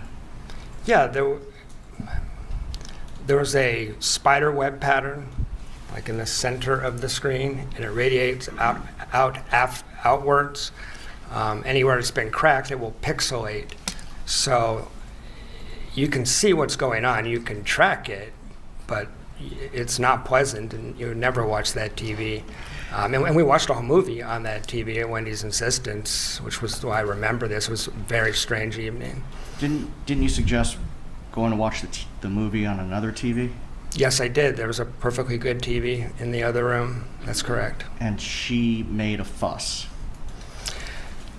I tried to respect Wendy's boundaries, her house, her kids, so she didn't have to make a fuss. It's an awkward situation dating someone who has, 2 kids, so I'm not insisting on anything. But the kids were whining about the broken TV. That is correct, sir. Made it difficult to even really watch or enjoy the movie. That's right. Could you tell us about how big that impact was? Fist-sized. Adult or child?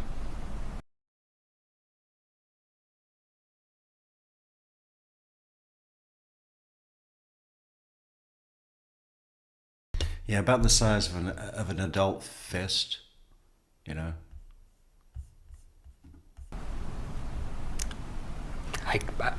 don't remember with that precision. Wow, look at that hair.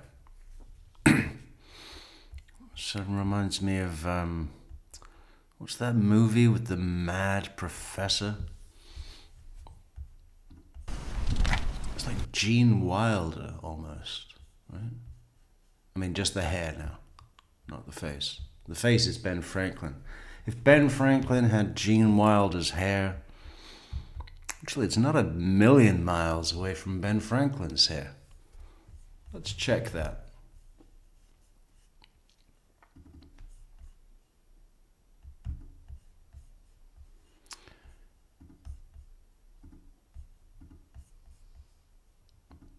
See?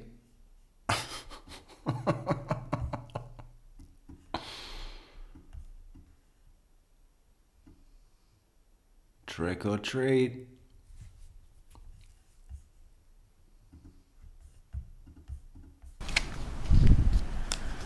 You testified, let's see, about a statement that Wendy Adelson said to you on July 13th of 2014, that she wanted to say to you in confidence. Yes.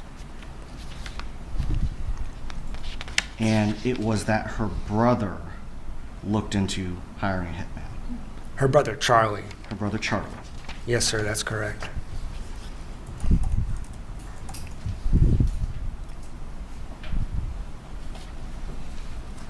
Just a moment, Your Honor.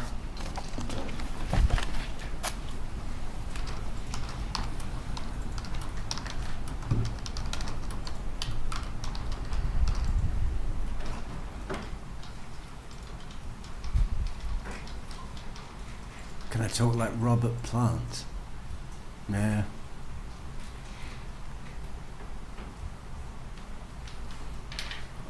Probably not.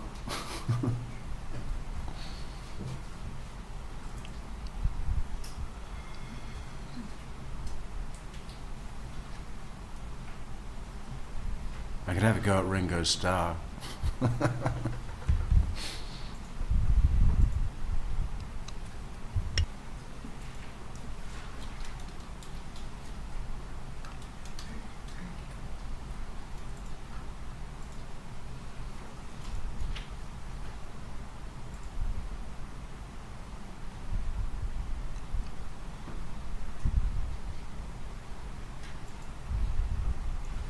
Nothing further, Your Honor. Redirect examination. No, Your Honor. You may step down, Mr. Lacasse. Is that it? Please call your next witness. That's it of Jeff Lacasse. I tell you what, let's celebrate with a coffee. Support the channel on buymeacoffee.com/True Crime Metrix. And let's make these coffees Irish. Witness. June Umchinda.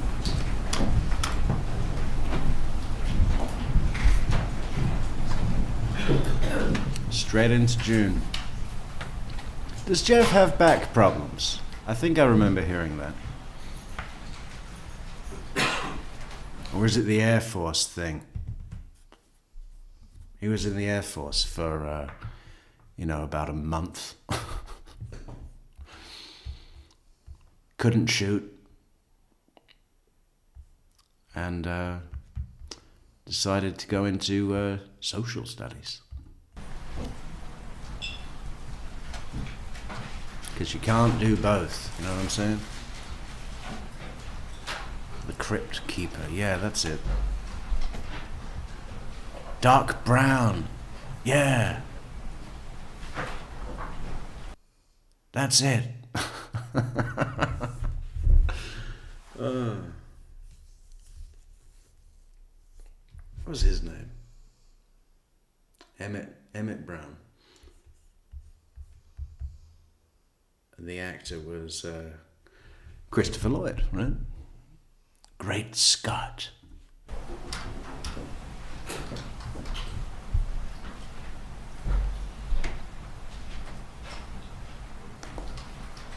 So we got Tom Petty, Christopher Lloyd, Mr. Toad.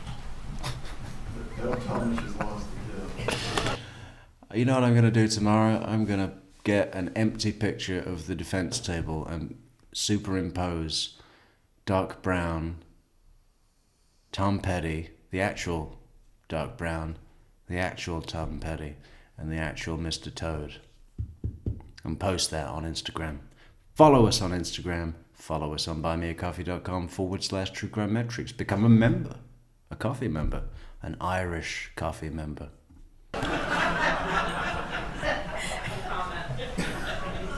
Hey, what was the joke? What was the joke? Everyone's laughing, even the judge. Don't tell me she's lost the deal. Don't tell me she's lost the what? Don't tell me she's lost the deal. Oh, lost again, right, because it's June. To all bailiffs, United States Marshals, the FBI, please track down our next witness.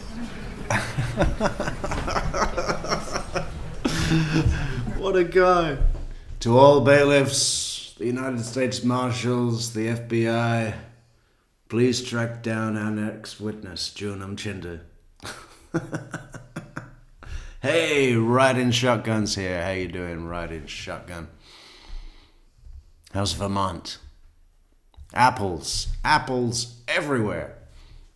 Best in October. Do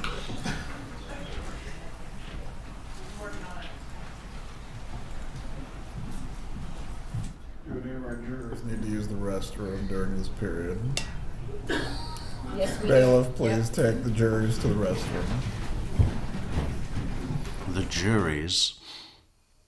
Members of the jury. He's getting tired.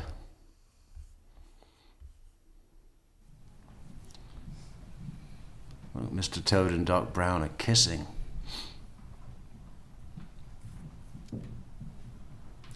That's an image. Did Harvey laugh? Can we just see if Harvey laughed at the joke?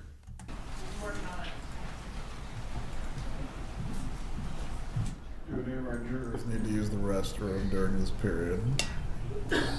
Yes, we do. Bailiff, please take the jurors to the restroom. Well, I'm guessing he did not laugh. Look at this fantastic quote from Riding Shotgun. She says, if you'd like to support the show, you can buy a coffee at buymeacoffee.com/TrueCrimeMetrix. We never knew. And also, if you want to support the Metrix Jets, so we can all get to Dave's house for the Wendy Was Arrested party, hit us up with a gold super chat. Mrs. Adelson, if you need to use the restroom, the bailiffs will assist you at this time.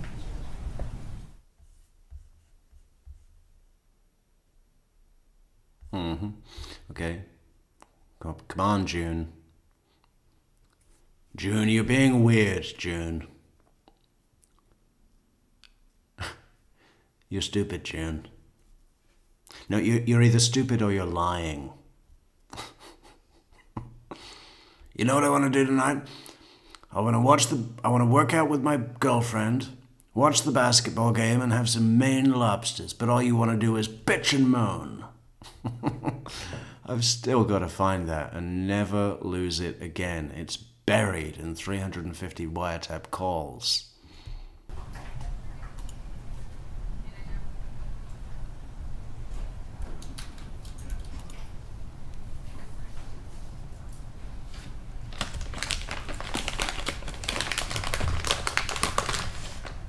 Hey, that was Carl's brother, wasn't it?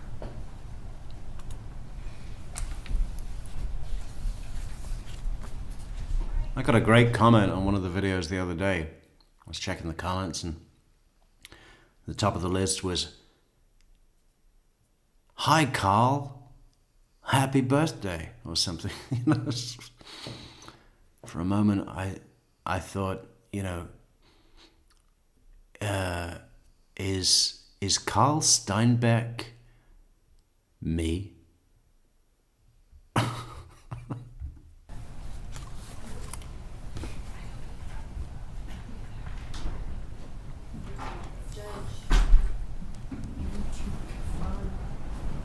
About the time for tomorrow that he can meet. Hey, this is a great question. Veronica Schneider, 305, says, Metrix, which Adelson trial character do you look most like? I like imagining you as Bowser from Mario Brothers. Throwing shells from a cloud. I love this idea. But if you had to pick someone, who would it be? From the Adelson trial characters.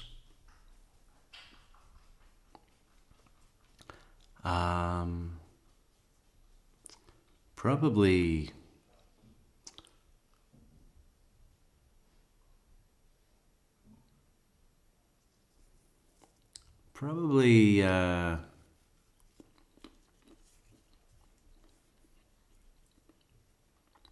I don't know. None of the big ones, I don't think. I think it'd be that Florida Highway Patrol guy that pulled over the Prius or the other rental car. I forget which one. Yeah, I don't think it was the Prius, was it? I'm not sure. Yeah, it'll be some cop or some analyst maybe. Yeah, I can't think of any of the big players that I could be potentially confused with.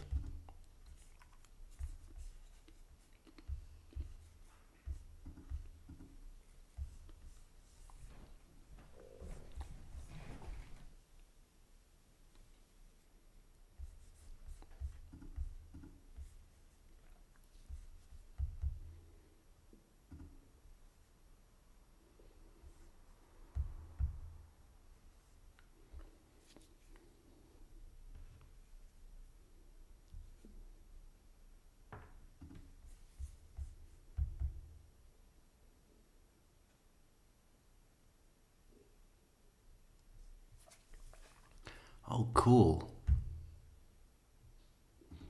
I think my sister Avery just joined. Hey, Avery, how you doing?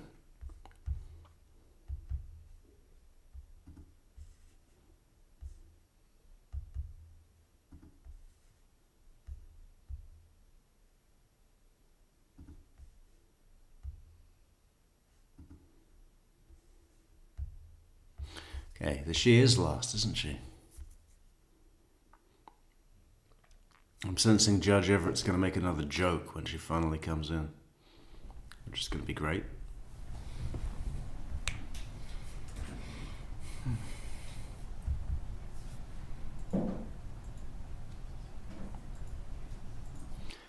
You know, when I first started doing this show, the banner at the top of the YouTube page or whatever was a picture of Judge Everett close up, headphones on. And several people, you know, a bunch, thought that was me. Right? Do I sound like a big black judge? Does that fit? If you put my voice into Judge Everett's head, not his head, but being spoken by his head, I don't think that would, I think I'd work it out that it wasn't correct.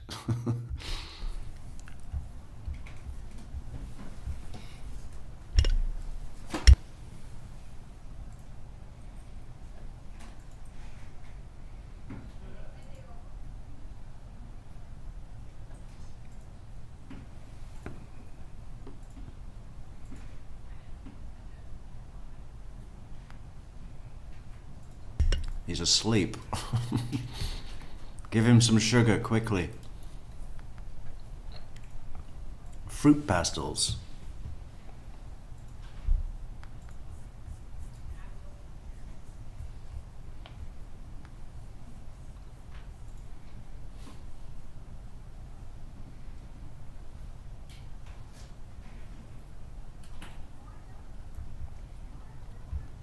Happy birthday, Carl.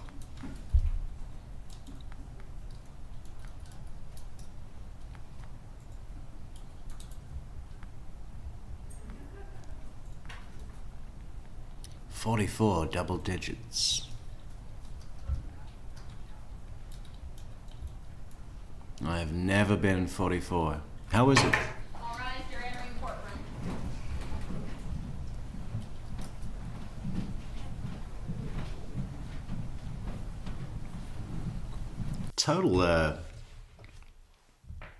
Total clash of outfits, right, on the defense table. You see Sarah and Georgia, that they don't, wear the same clothes. It's not like a uniform, but they never clash. It's always complementary at the same time as being individual, which is fantastic. This, look at this motley bunch. We've got Lollipop Lady, Devil in Prada, and you know, the prefect of a boarding school on the. He looks like a geography teacher, you know.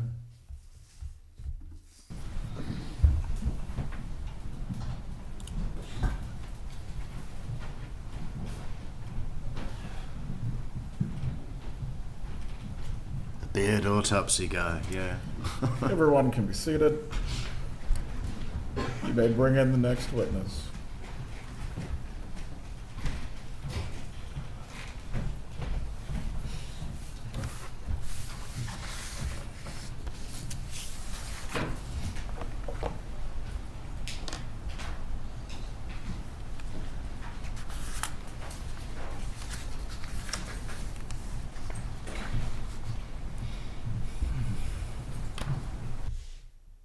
Look at it. It's Mulan. Over here. Please raise your right hand and be sworn. Do you swear or affirm the testimony you're about to give will be the truth? Yes. You may take your seat. Thank you. Please speak loudly and clearly so you can be heard. You may examine. Hi, what is your name? Hi, my name's June Umchinda. Will you spell that? At this point, it must be like seeing a family member, right? That you haven't seen in a year. Georgia June. You know, there's this look of warmth and recognition between them. It's nice. Please. The first name is June, and the last name is Umchinda. Where do you live, ma'am? I live in Boca Raton, Florida. Do you know Donna Adelson, the defendant in this case? I do, yes. How do you know her? I was Charlie Adelson, her son's ex-girlfriend at one point. Okay. Hey, look. Iverson Vlogs 5417 says Vinnie Politan is saying that Wendy Adelson is going to be indicted tomorrow. Details are pending. Well, our good friend Mr. Pinto Peabody Sally can attest to that. She has a private line straight to Vinnie. That right? They're new best friends.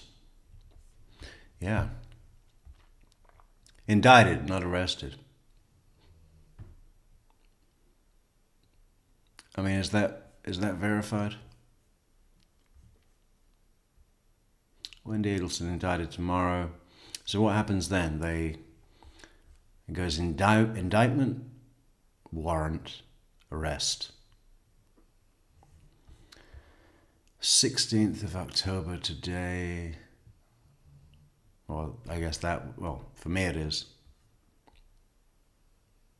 So does that mean that she could be arrested straight away? When did you date Charlie Adelson?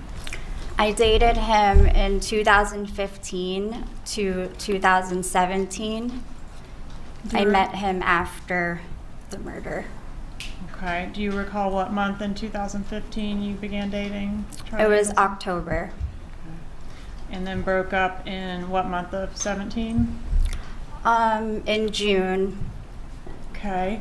Can you describe for the jury what the beginning of your relationship with Mr. Adelson was like?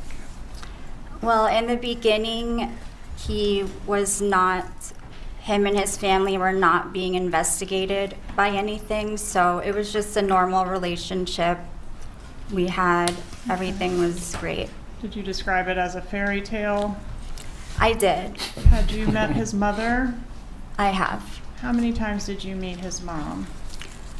Not more than 5 or 6, I would say. And when you met her, was that at family events or what type of events? Some family events and some weekends or dinners or just get-togethers. Did you notice? How long were they together? I think it was 2 years, wasn't it?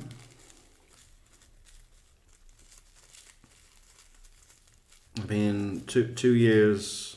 Was it a year or 2 years on and off, or what was it? That's an awful low amount of times for Charlie, who sees his mother like every chance he can, it would seem. I guess he just kept her at home like one of those small parrots. Just feed her some crackers, give her one of those, corn on the cob things to peck. During the time you spent around Donna Adelson that she was very involved with her grandchildren? I did notice, yes. How close was she to Charlie Adelson? They were very close. Okay, worked together? At times, Charlie worked at many offices, so when he was at his office, yes. Okay, because there was a family business as well that he was a part of, right? Yes. And Donna Adelson worked at that business? I believe so at times. Okay, and did they speak on the phone daily? Yes. Did it seem like Donna Adelson was in control of the family? In control, like, can you describe? Like the What you matriarch of the family. She was the one that everyone looked to be in charge. She played a motherly role, yes, in the family. Did you meet Wendy Adelson? I have. And what about her children? Did you meet them? I have, yes. Were you and Charlie Adelson living together during the time that you were dating? Not officially. I had my own place, but I had a key to his place, and we were together 24/7 since we met, so So basically living together. yes. During what you've described or previously described as the fairy tale phase of your relationship with Mr. Adelson, was he suffering from any anxiety issues? In the beginning, Yes. just stress from work, the normal day-to-day. Okay. Did he come across as angry during that time, the fairy tale phase? No. Okay. During that portion of your relationship, what did you know, if anything, about the murder of Dan Markell? I had no idea who Dan Markell was. I've never seen the case in the media. I just know that when I asked Charlie about his family, he advised me that his brother-in-law was murdered and shot in the head in the garage, and they don't know who did it. So that's all I knew. It was pretty short. Is that a topic that came up one time or more than one time? It was one time when I asked him about his family in the beginning when we were dating, getting to know each other.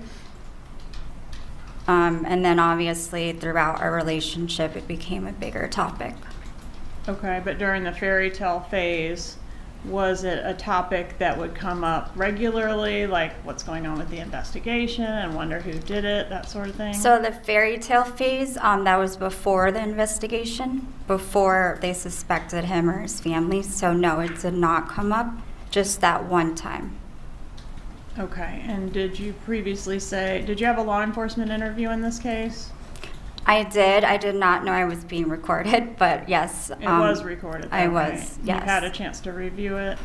Many times, yes. And in that interview, did you say for court and counsel, page 50, lines 19 through 23, quote, like they weren't ever curious, like who really killed him.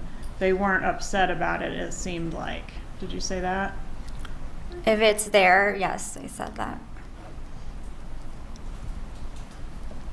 All right, and then there was a time, which, are you familiar with the bump in which law enforcement approached Donna Adelson posing as a gang member or a Yes, criminal? ma'am. Okay. And in that, after that bump, did everything sort of change in your relationship with Charlie Adelson? During and after, absolutely. Okay. And that law enforcement operation that I'm referencing occurred April 19th of 2016. Is that something that he reported to you? Were you aware that that happened with his mom? No. Look at this. Look at this, guys. We've got the original. We've got the original pro. Beautiful emojicons. Fantastic prose. Riding Shotgun says, "We're still growing here at TCM. If you'd like to help, you can assist us in reaching our goal by clicking the target on the top upper left corner." Fantastic writing. I've missed that. I love everyone's each individual style. But it's so good to see that again. Oh, definitely not. He didn't say Not anything? during the time. Okay. When did you learn about that?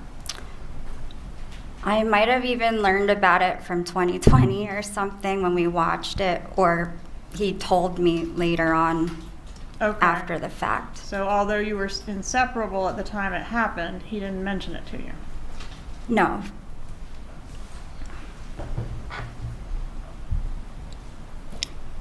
In what ways did Charlie Adelson's behavior begin to change around that time? Around that time, I noticed he wasn't sleeping. He was up in the Do you think it's finally sunk in? Sunken in? Sunk in. Sunken. Do you think it's finally sunken in? I don't know what is correct. For June, because at Charlie's trial, she was like,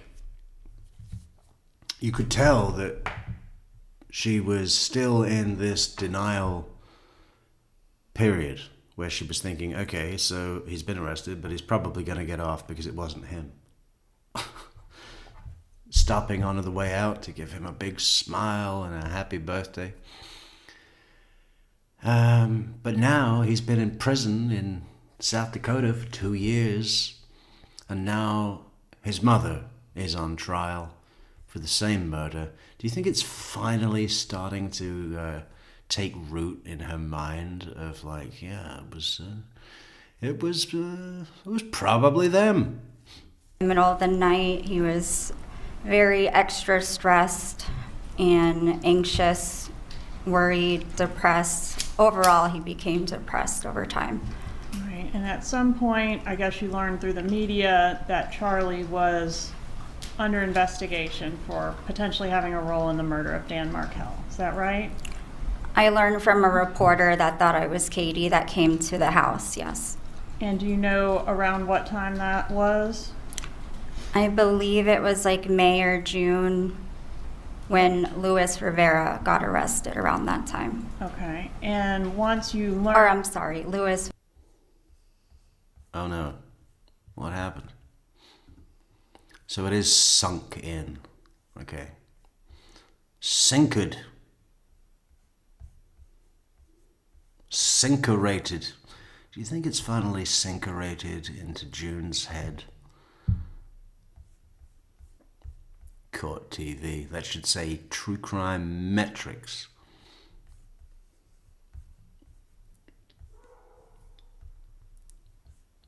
No audio. What?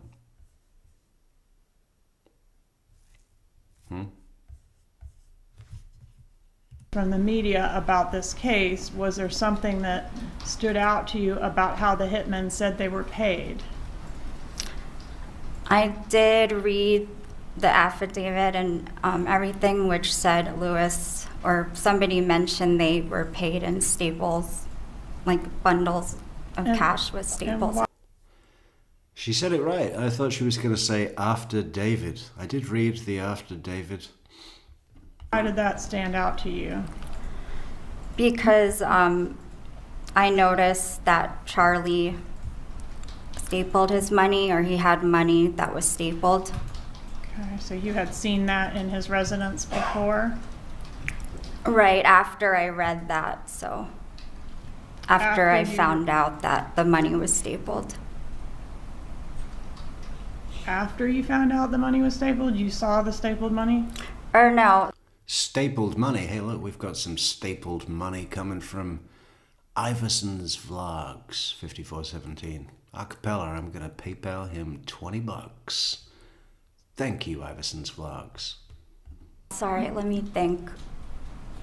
I can't remember the exact moment, but I know when I saw the money, a red flag came up, and I was like, after the fact that I saw it, I was thinking, A red flag came out, and that's what I made this suit from.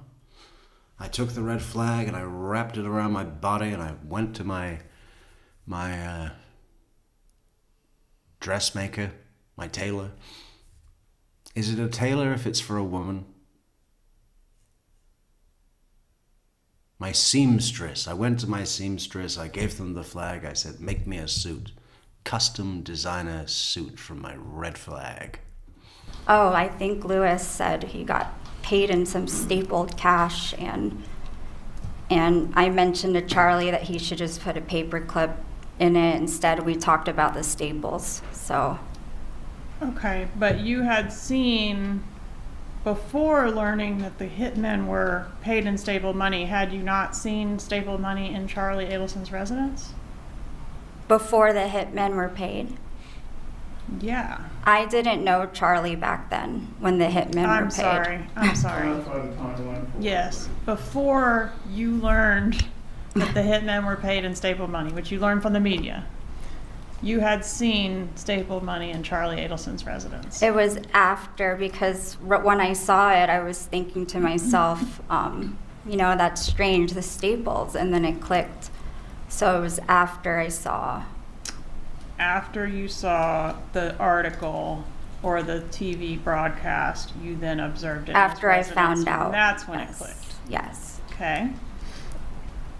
And the staple. So what are we to infer from that? That Charlie Adelson heard about the stapled money from the news article about the hitmen and thought, that does sound an easier way to count our stacks of cash. We'll just staple them all together in $1,000 bundles, and it'll be 1,000, 2 1,000, 3 1,000, 4 1,000. The money that you saw was $100 bills stapled into $1,000 bundles. Is that right? Yes. And there was quite a few of them that you saw, right? Right. Okay.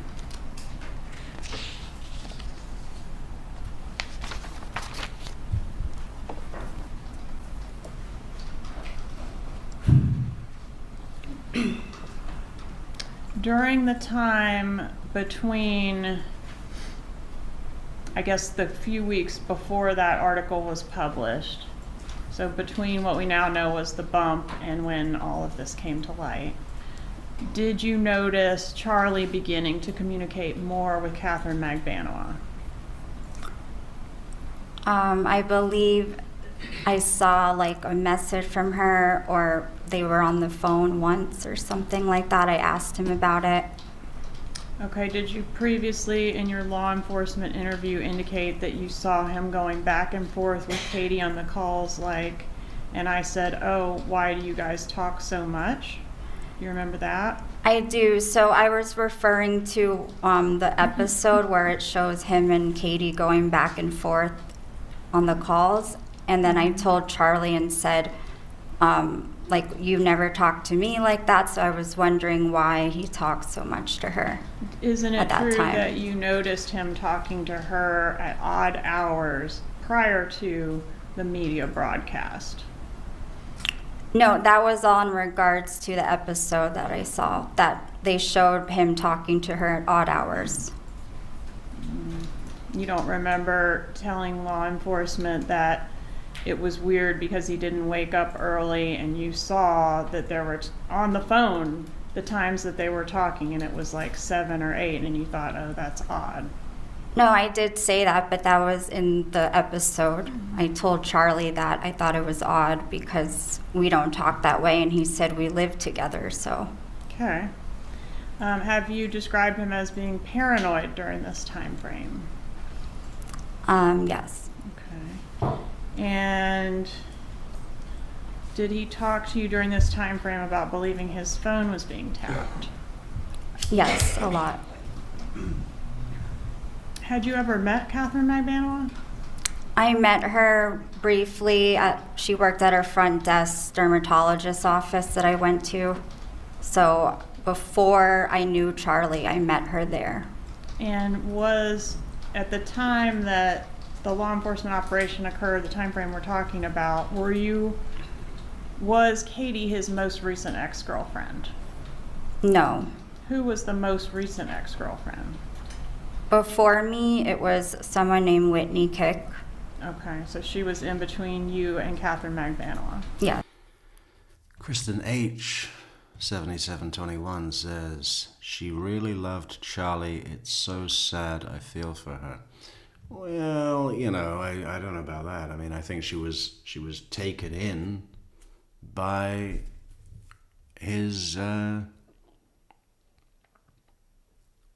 tactics that he applied to someone that he knew to be vulnerable and perhaps a little gullible, maybe. He was abusing her, like, emotionally and mentally,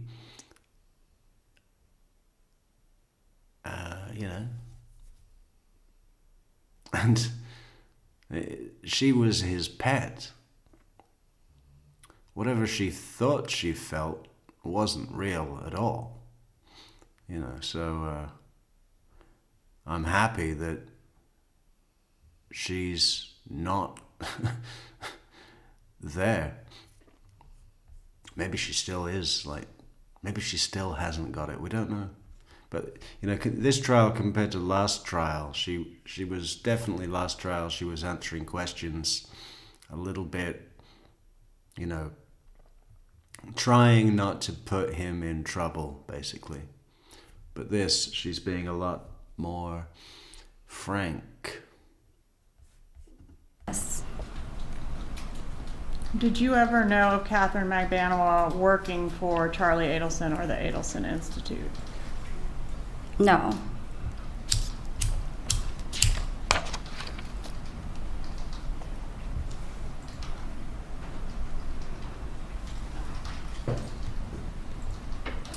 All right, and then when you mentioned you were still with him at the time that Magbanua was arrested, did his erratic behaviors get better or worse at the time of her arrest?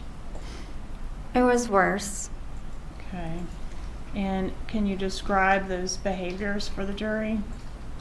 Well, it was a lot mixed with what I said earlier, the no sleeping, depression, and our whole relationship just took a big turn, and I wasn't sure why. In the beginning, he was just acting strange and would go to his friend's house, and our routine kind of got disrupted, and I wasn't sure why. So it was just like I knew something was going on, but I didn't know exactly what the problem was. So that word was disrupted, everybody. The word was disrupted.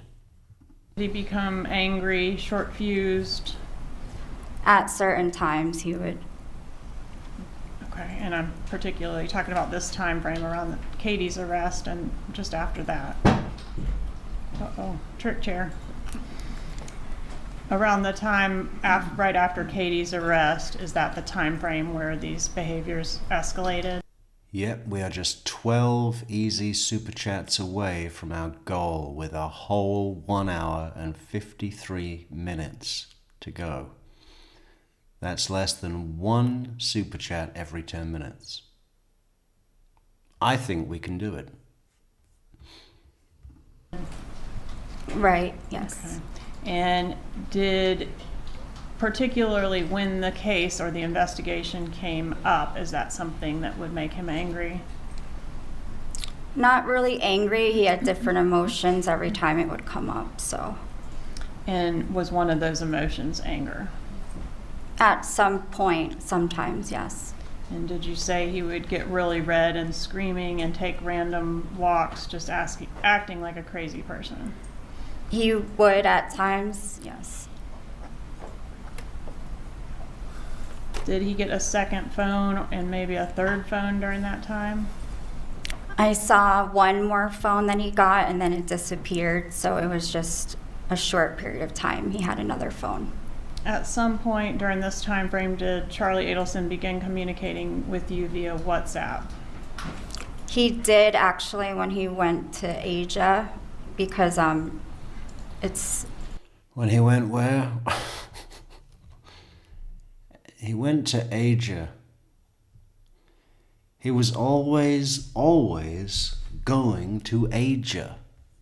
like, I guess you can talk to anyone in the country on WhatsApp, so Remind us again where you're from, June.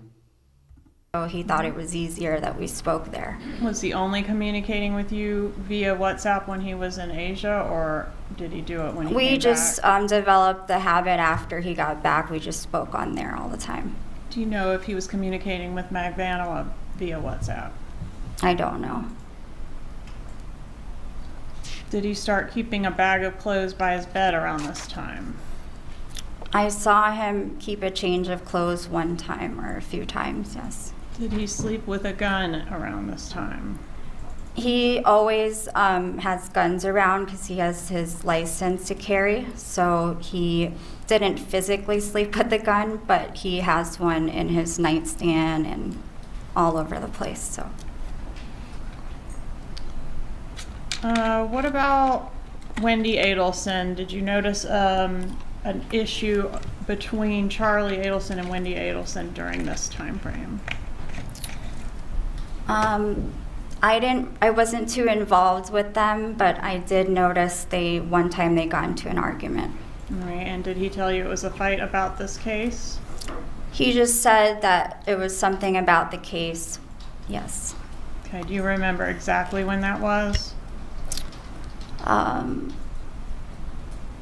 Not exactly. I don't know if I should guess or not. but- No, please don't.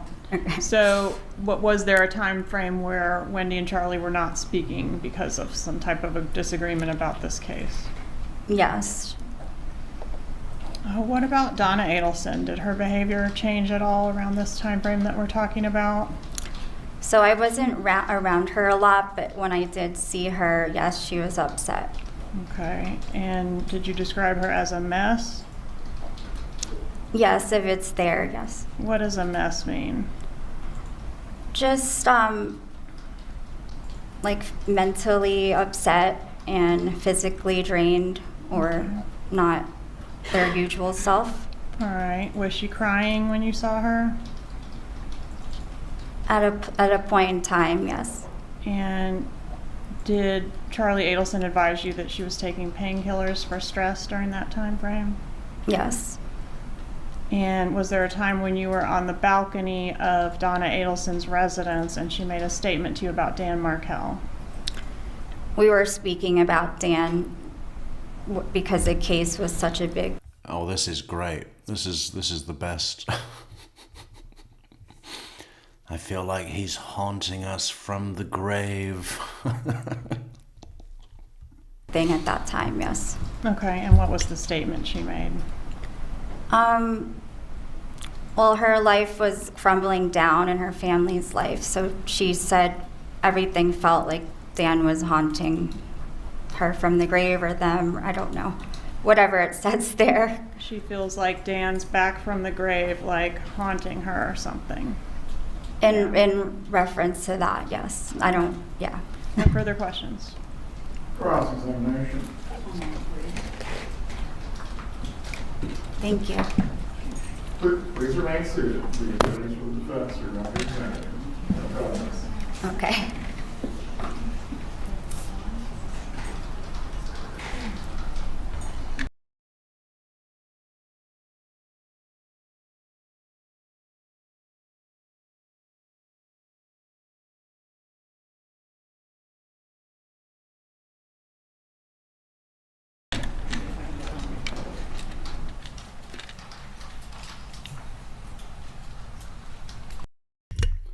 Damn mute button. Thank you so much, Riding Shotgun, for that super sticker.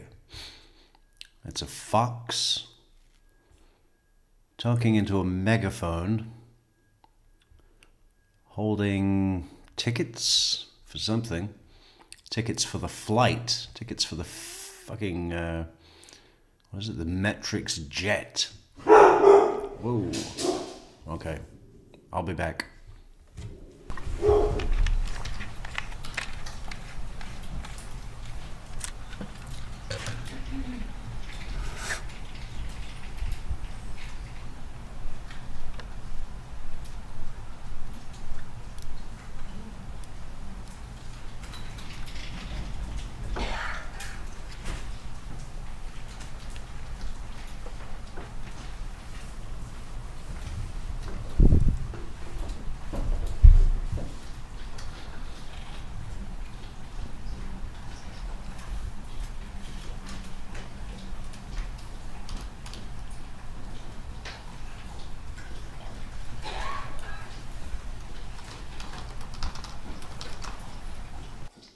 Hey Brian, how you doing? And thank you, Kristen, for that super chat. Only 11 more to go. Thank you, Kristen.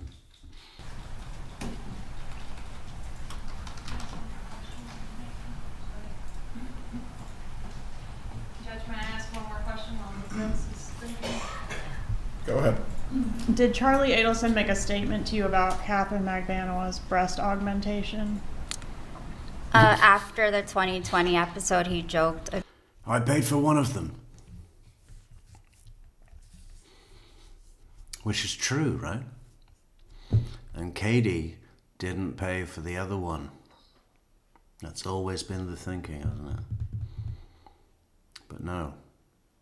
Charlie did a deal with a friend of his, cosmetic surgeon. My friend wants breast implants. We're going to call them fake tits. My friend wants fake tits. And I'm going to pay you for one. And as your form of payment for the other fake tit, I'm going to give you a tip. A tip on some stocks. Because I've got a guy, insider training, who says it's a sure thing. You put $10,000 on this, by next Monday we're going to be in six-figure territory. He made a statement and joked about it, yes. What did he say? He was saying they were thinking that he paid for the whole thing, and then he said, he said he paid for one or something and laughed. Only paid for one of the breasts. Half of the work. Right, but he was laughing, so. We all love the fox riding shotgun. That's the Metrix mascot, right? I loved that bit where it was one of the pre-trial hearings where Donna was appearing by Zoom long time ago. And when it came to Judge Everett to test her microphone, he didn't say, "Could you test your microphone?" He said, "Miss Adelson, what was the name of your high school mascot?" Which really took her off center. You know, she thought that was so funny. And I like that, you know. I like when a judge is dealing with a defendant and still finds time to make a joke, make her laugh. We're all human. It was just a joke. Okay.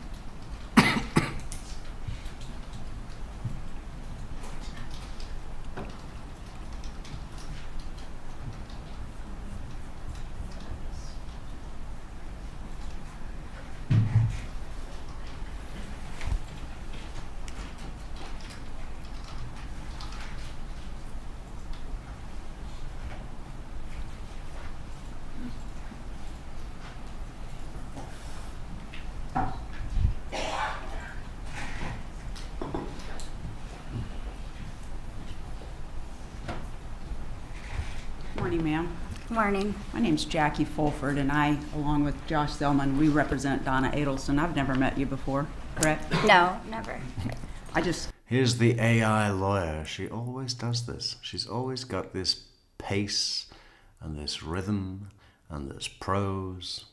Many lawyers do, but with Jackie, it seems more like a computer. Really have a few questions. There's been some discussion in your direct examination about what you might have told law enforcement during an initial interview, correct? Correct. And you were told that that was not being recorded, correct? Yes. And that whatever you said wasn't going to be used, right? Yes. Okay. And you gave a lengthy interview then that day. Yes. And at the time that you did that, you were broken up with Charlie, correct? We were going through a horrible breakup at that time, yes. Okay. You've previously said that Charlie's really good at persuading people. He lies and he makes it believable. You recall that? I do. I want to talk about the cash for a minute. He had a lot of cash, right? From what I saw, I don't really know his bank account, but I'm just talking about the cash that you saw. yes. Okay.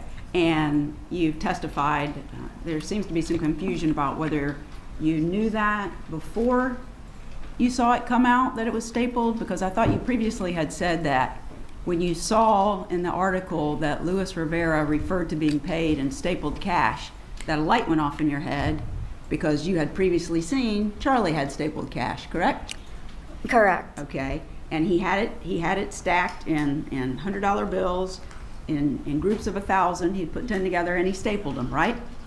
Right. I didn't see him staple them, but you they saw were that it was- stapled already. You saw that it was stapled, correct? Yes. And he had a safe in his room that he kept money in, He did. and it was a very large safe, correct? He had guns in there too, so it was large. I think at one point you told law enforcement that it was about the size of a refrigerator, right? Right. Okay.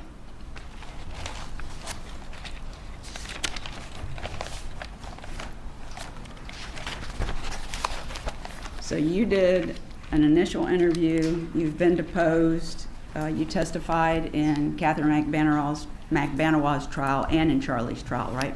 Right. This is my 4th trial. Okay. So I have the transcripts from each of those. And you testified on direct that you didn't think the Adelsons, referring to all of them, you didn't think they were curious about who had killed Danny and what had happened. You recall telling law enforcement that? Right. At that time, it seemed that way. Okay. And didn't you later say that you were really just speculating about that? Yes.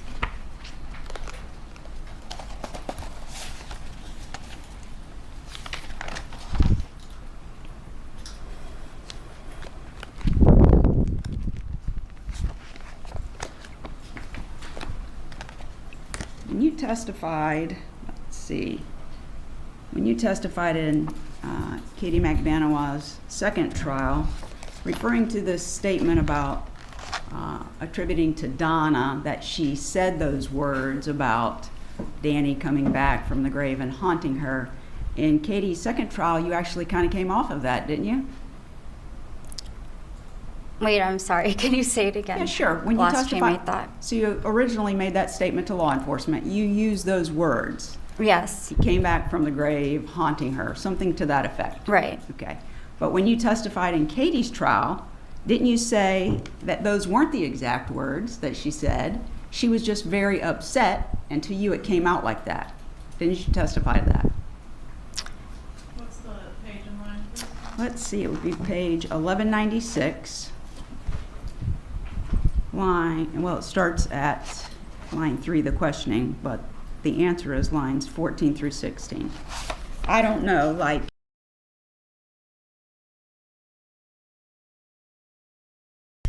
Hey, look, Veronica Schneider has come up with, has put us 30% of the way towards our goal. From my miniature schnauzer to soap. Thank you so much for the super chat, Veronica. That is very kind. 5 down, 10 to go. I don't think we'll do it. I don't think it's possible to get all the way. But that's okay. That's okay. If they were those exact words, I think she was just so like stressed out and upset that's how it came out. That's what you testified to, correct?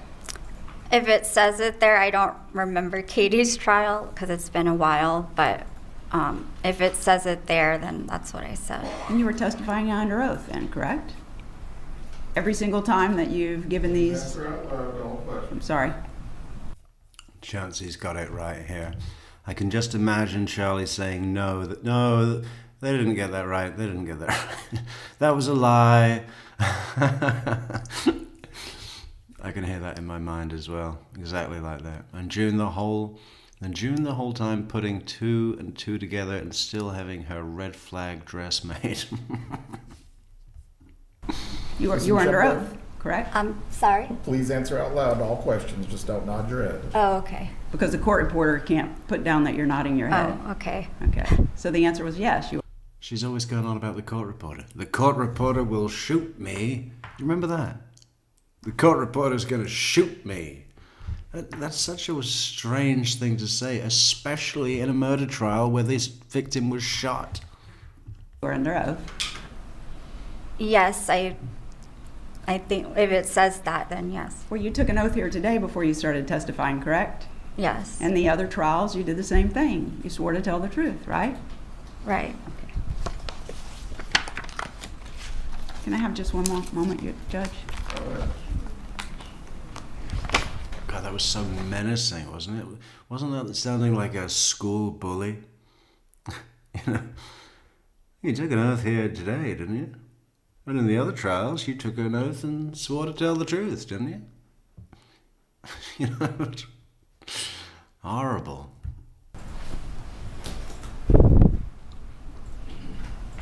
She dropped her pen. I'm surprised she can bend over and pick something up from the floor. Is that the pimp jacket? It's Willie the Pimp.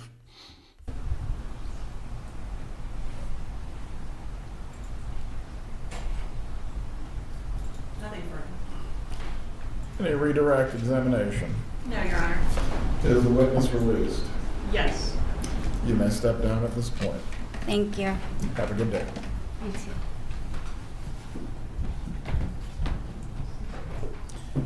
Please call your next witness. State calls Ryan Fitzpatrick. Oh. Should we do Ryan?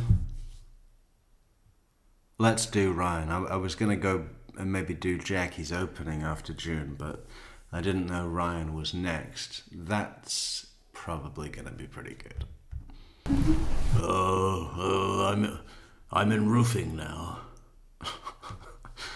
I'm in roofing and a ladder. I have a ladder and a and a tool belt. I like to use a tool belt instead of a box because then I can climb my ladder and do my roofing.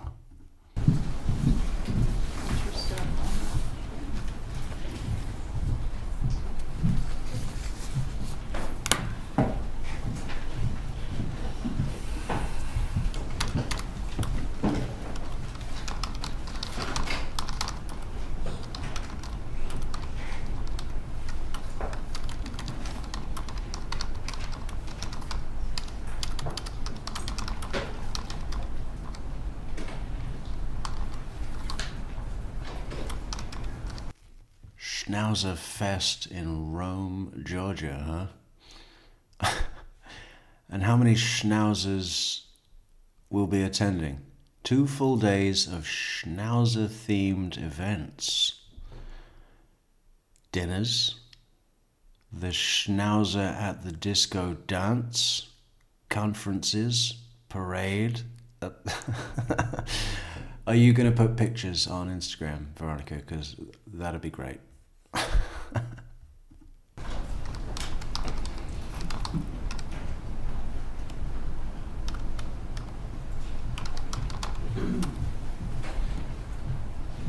Here he is. Donatello.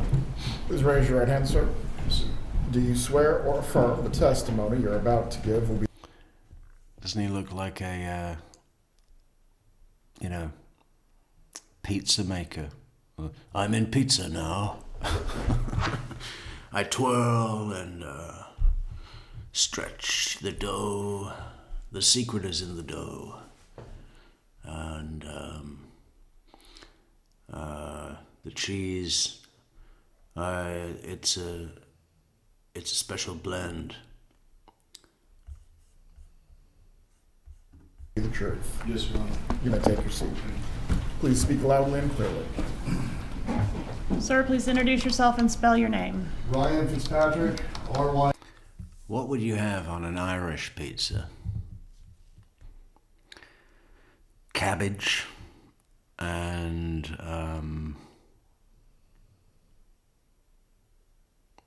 potatoes. I'd like to order a cabbage and potato pizza, please. Large. IANFITZPATRICK. Sir, do you know the defendant in this case, Donna Adelson? Yes, ma'am. How do you know her? She was Charlie's mother. Okay, were you friends with Charlie? Yes, ma'am. What was the She was Charlie's mother. Okay. time frame that you all were friends? Bearing in mind he's now served time in prison. Well, maybe it wasn't prison for his offense. I don't know. Was it? Does anyone know where he was? Ryan Fitzpatrick? For that hit and run? If it's a hit and run, do you go to prison or do you just get time in county? Probably 2013, 2014 to 2019, 2020. I can't really. Okay. And during the time y'all were friends, were you like best friends? We're very close Acquaintances? friends, yes, ma'am. Close friends. And based on your knowledge of Charlie Adelson, was he really close with his mother, Donna Adelson? Yes, ma'am. And also with his sister, Wendy? Yes, ma'am. Okay. How did they feel about Dan Markell, if you know? I'm going to check. They haven't laid a foundation as to which person. They doesn't describe anything related to my client. Objections, please sit down. I'll re-ask the Sustained. question. How did Donna Adelson feel about Dan Markell? Didn't like Dan. Okay. And Charlie, did he have a lot of girlfriends? Yes, ma'am. And was Catherine McBanawa one of those girlfriends? Yes, ma'am, she was. Is that somebody that you ever met or hung out with? I believe once or twice in passing, but didn't, like I've testified before, didn't pay any attention to Charlie's girlfriends. Okay, so she didn't stand out to you as anything special. Or women in general. His mind was always on roofing and cabbage potato pizza. Among the crowd? May have looked like the others, but no, didn't stand out to me at all. Are you familiar with Charlie Adelson's practice of how he keeps his cash? Yes, ma'am, I am. And how is that? Stapled money, 10-100 equals 1,000. I've been paid by stapled money by Charlie Adelson before. That's how I know. Okay. And when the murder of Dan Markell occurred, was that during the time frame that you were really close with Charlie Adelson? No, ma'am, it was prior to us growing closer as friends. Okay. When you did grow closer as friends, did Mr. Adelson mention the murder to you? It wasn't discussed. Dan wasn't a topic of discussion. There was no, nobody, it was odd because it wasn't. Okay. So you were aware of it, that it happened? Yes, ma'am. It was, Okay. But nobody talked about it? no, ma'am. Okay. And are you familiar with the law enforcement operation that's been referenced as the bump, where Donna Adelson was approached on the street? Yes, ma'am, I am. Okay. And did Charlie Adelson talk to you about the bump? His mom being yes, approached? ma'am. Okay. And prior to that, had Charlie Adelson ever mentioned being harassed or extorted or anything like that? No, ma'am. I Okay, so definitely time in county, then suspension of license says shotgun. Brooklyn 109.52 says, does he bench press or juices? Well, if juices means anabolic steroids by injection, I vote for that. Okay, so when this happened with his mother, did his demeanor change? How was he acting about this incident? Charlie became agitated, nervous, anxiety. I guess looking back now, guilty. I love this. B-World W9J says, can you read this? Yeah.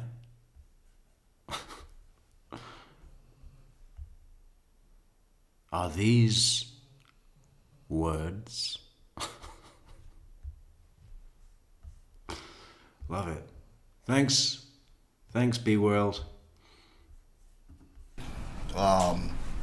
Just abnormal. Okay. Did he ever make a statement to you about murder? He made the statement at one time that you could get away with anything if you keep your mouth shut. And Yeah. I mean, that's the point, isn't it? Keep your mouth shut. You know, don't go to a celebration dinner and talk about, you know, a hitman joke before you hire a hitman. Don't bring up TV anytime you want to reference the homicide. You can get away with anything if you keep your mouth shut.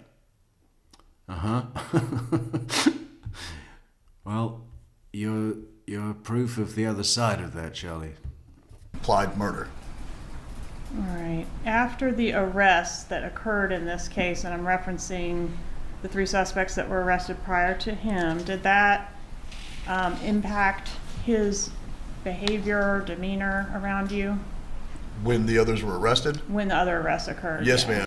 Yeah, men with mustache, with just a mustache. I suppose it would have been all right in 1918 in the trenches, but not here, not in 2025, and not in a courthouse. That behavior continued to increase. Okay, so he was anxious. Hey, ring a bell, somebody. We got Patricia Burns. Where the hell have you been? I forgot you existed. Good to see you, Patricia Burns. Would you say? More needy. Charlie talked a lot, and In he talked a lot general? about it. Yes, ma'am. And he talked a lot about what? Those arrests?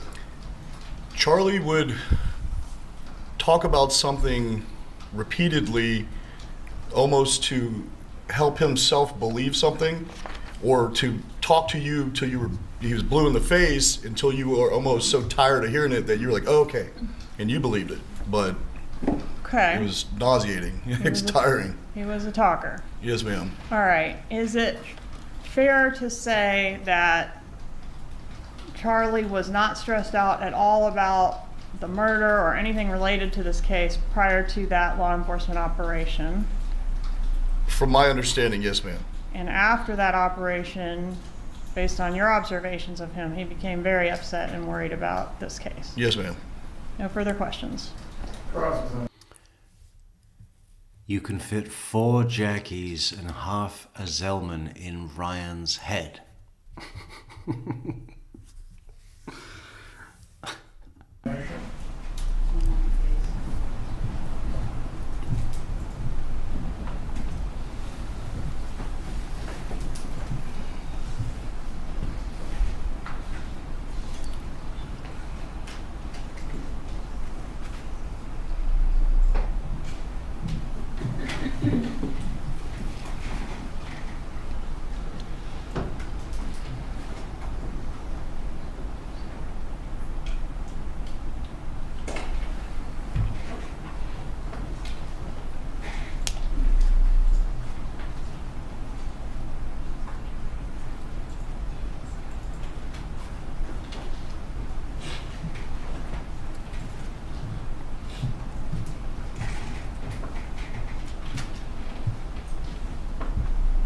morning, sir. Good morning. I've never met you, but we spoke on the phone once, and then you did a deposition. You recall that? If I were a man, I would have no time to shave my face into just a mustache. That would be like me shaving a landing strip. Yeah, right? I mean, why, if shaving things into shapes is so great, then why don't we see it on other body areas? Like if do you think Ryan's got a hairy chest, or do you think he shaves that clean? If you imagine a guy with a hairy chest who is a passionate musician. You know, if shaving things into shapes is so great, then why wouldn't he shave his chest hair into a treble clef if he were a musician? Or, you know, I mean, it could be anything. Maybe we'll see a growing trend in that direction one day. Yes, ma'am, I do. The deposition was recently, I think August the 14th. You recall that? Yes, ma'am. I think you appeared by video, Yes, right? ma'am. Okay. When you gave your deposition, you indicated that you barely know Donna Adelson, correct? I didn't know her like I knew Charlie, no, ma'am. And you've been around her many times. Yes, ma'am. And she was always nice to you. Very nice. She and Harvey were pleasant to be around. Very pleasant. You knew Charlie very well, as you've testified. Yes, ma'am. And you were friends, Yes, correct? ma'am. But that ended, didn't it? Yes, ma'am. And it was an ugly ending. Yes, ma'am. Okay. Ryan's always like the most I don't want to be here witness, you know? It's just like, and for some reason he's always had trouble with his travel, right?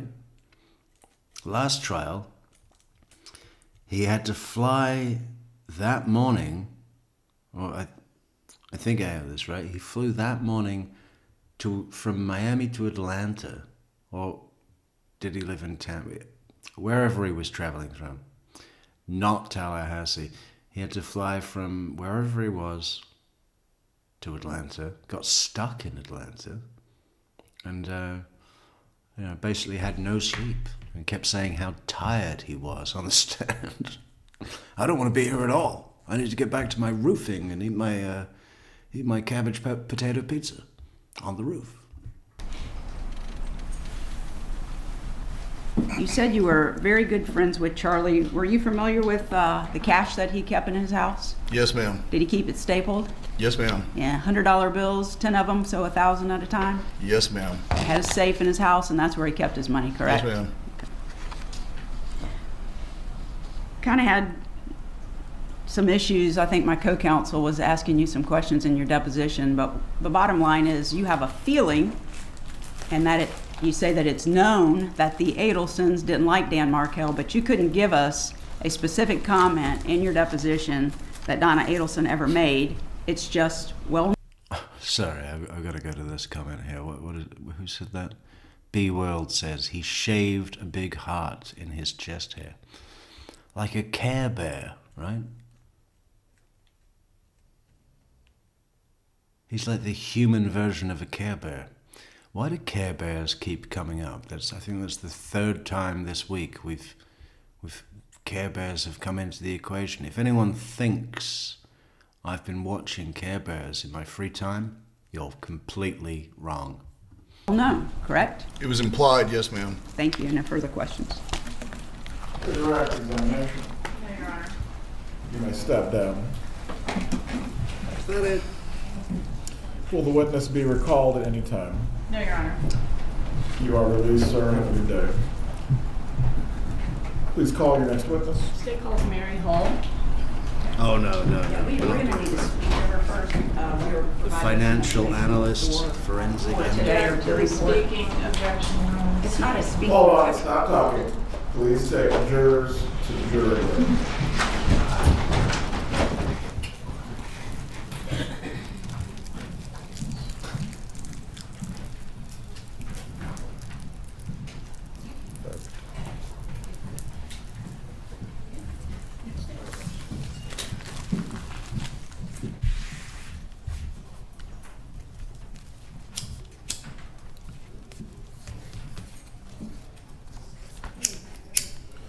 can be seated. If there's a topic that needs to be addressed, please ask to approach, but no gratuitous statements need to be made in front of the jurors. I apologize to the court, Judge. I thought this was something that had been worked out previously with the state, and I should not have made those comments. I apologize. You need to speak with Ms. Hull before she testifies. We do, Judge. State, you need to be heard concerning this. Yes, sir. Very All well. right, I don't even want to see Mary Hall.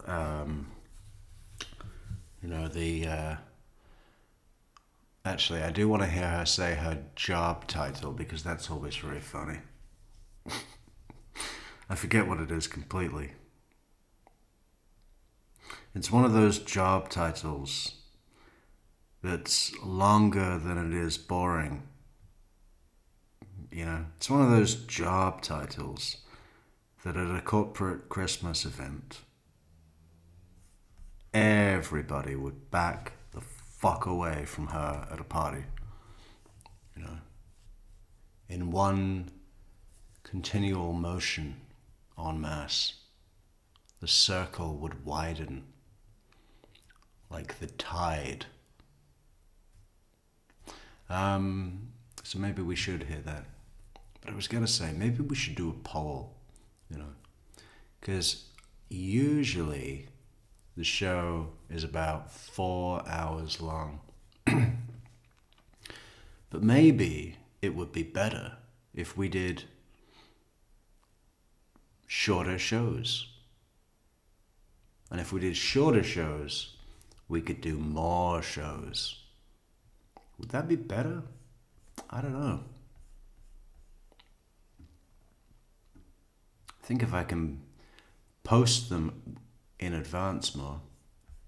What do people think? Do we need shorter shows or longer shows? 8-hour shows. How long will it take to speak to Ms. Hull about this matter? It should not take long, but maybe 15 minutes, Judge. For scheduling purposes, I think for direct, maybe about 45 minutes to an hour. I'm not sure about cross, so whatever the court would like to do with that. All right, let's put the jurors then on early lunch.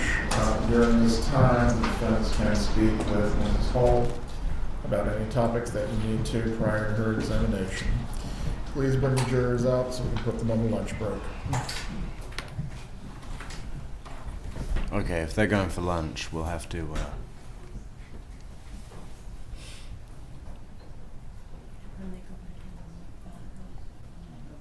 That's fine.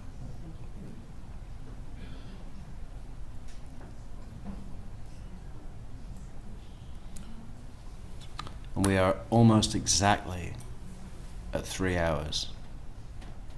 I think we'll take that as a sign and cut it dry.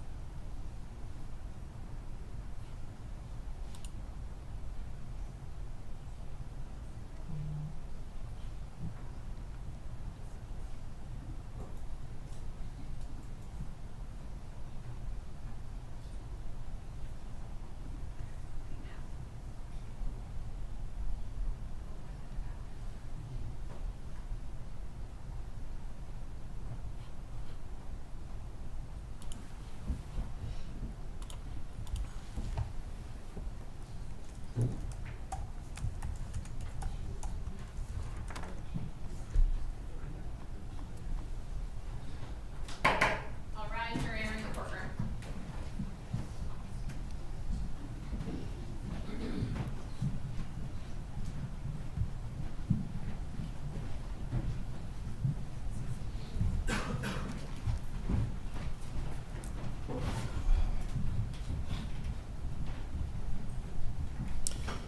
Everyone can be seated. Members of the jury, we're going to take an early lunch break today. Once again, I'm going to remind you of the instructions that you have received before, not to discuss this case with each other or anyone else If anyone attempts in any way to speak to you about this case or talk to you, please make sure you report that matter to the bailiff so I can deal with it appropriately. Also, during the lunch break, do not look at any information about this case or any of the news reporting. Again, you may eat together if you choose to do so, but the only prohibition is discussing this case. We will get started again at 12:35. Please make sure you have reported by 12:30. Enjoy your break. We'll resume at that point.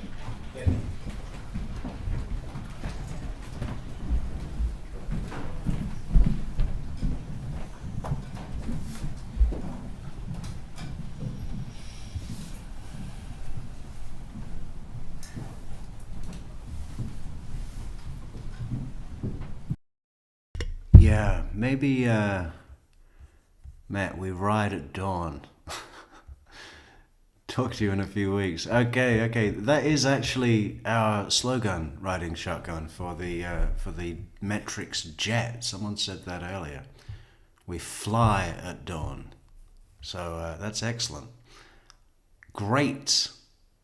Have a great trip riding shotgun. Vermont. Enjoy. Yeah. Should we cut it off here? What are our options? We could cut it off here, or we could go back. We could go back to a different segment. I think we should cut it off. For tonight, I think maybe that would be best. We'll do another hour. Difficult to say. What time is it in the States? It's midnight in Eastern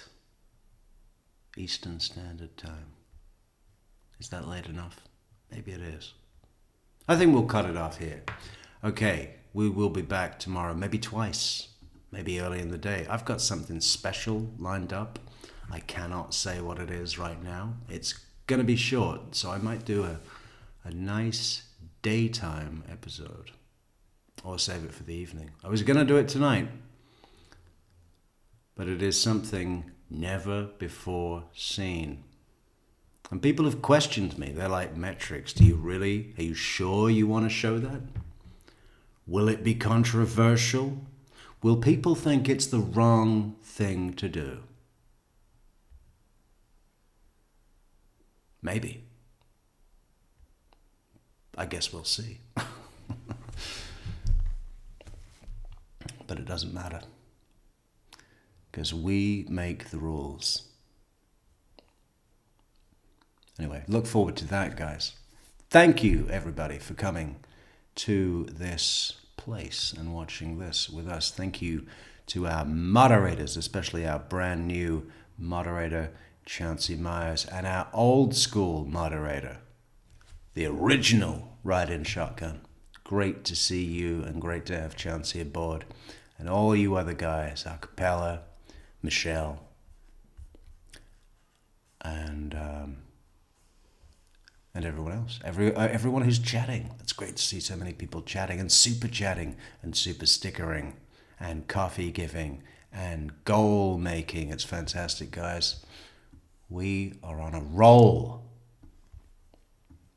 A cabbage and potato roll to be eaten up a ladder and on a roof by a giant man with a mustache.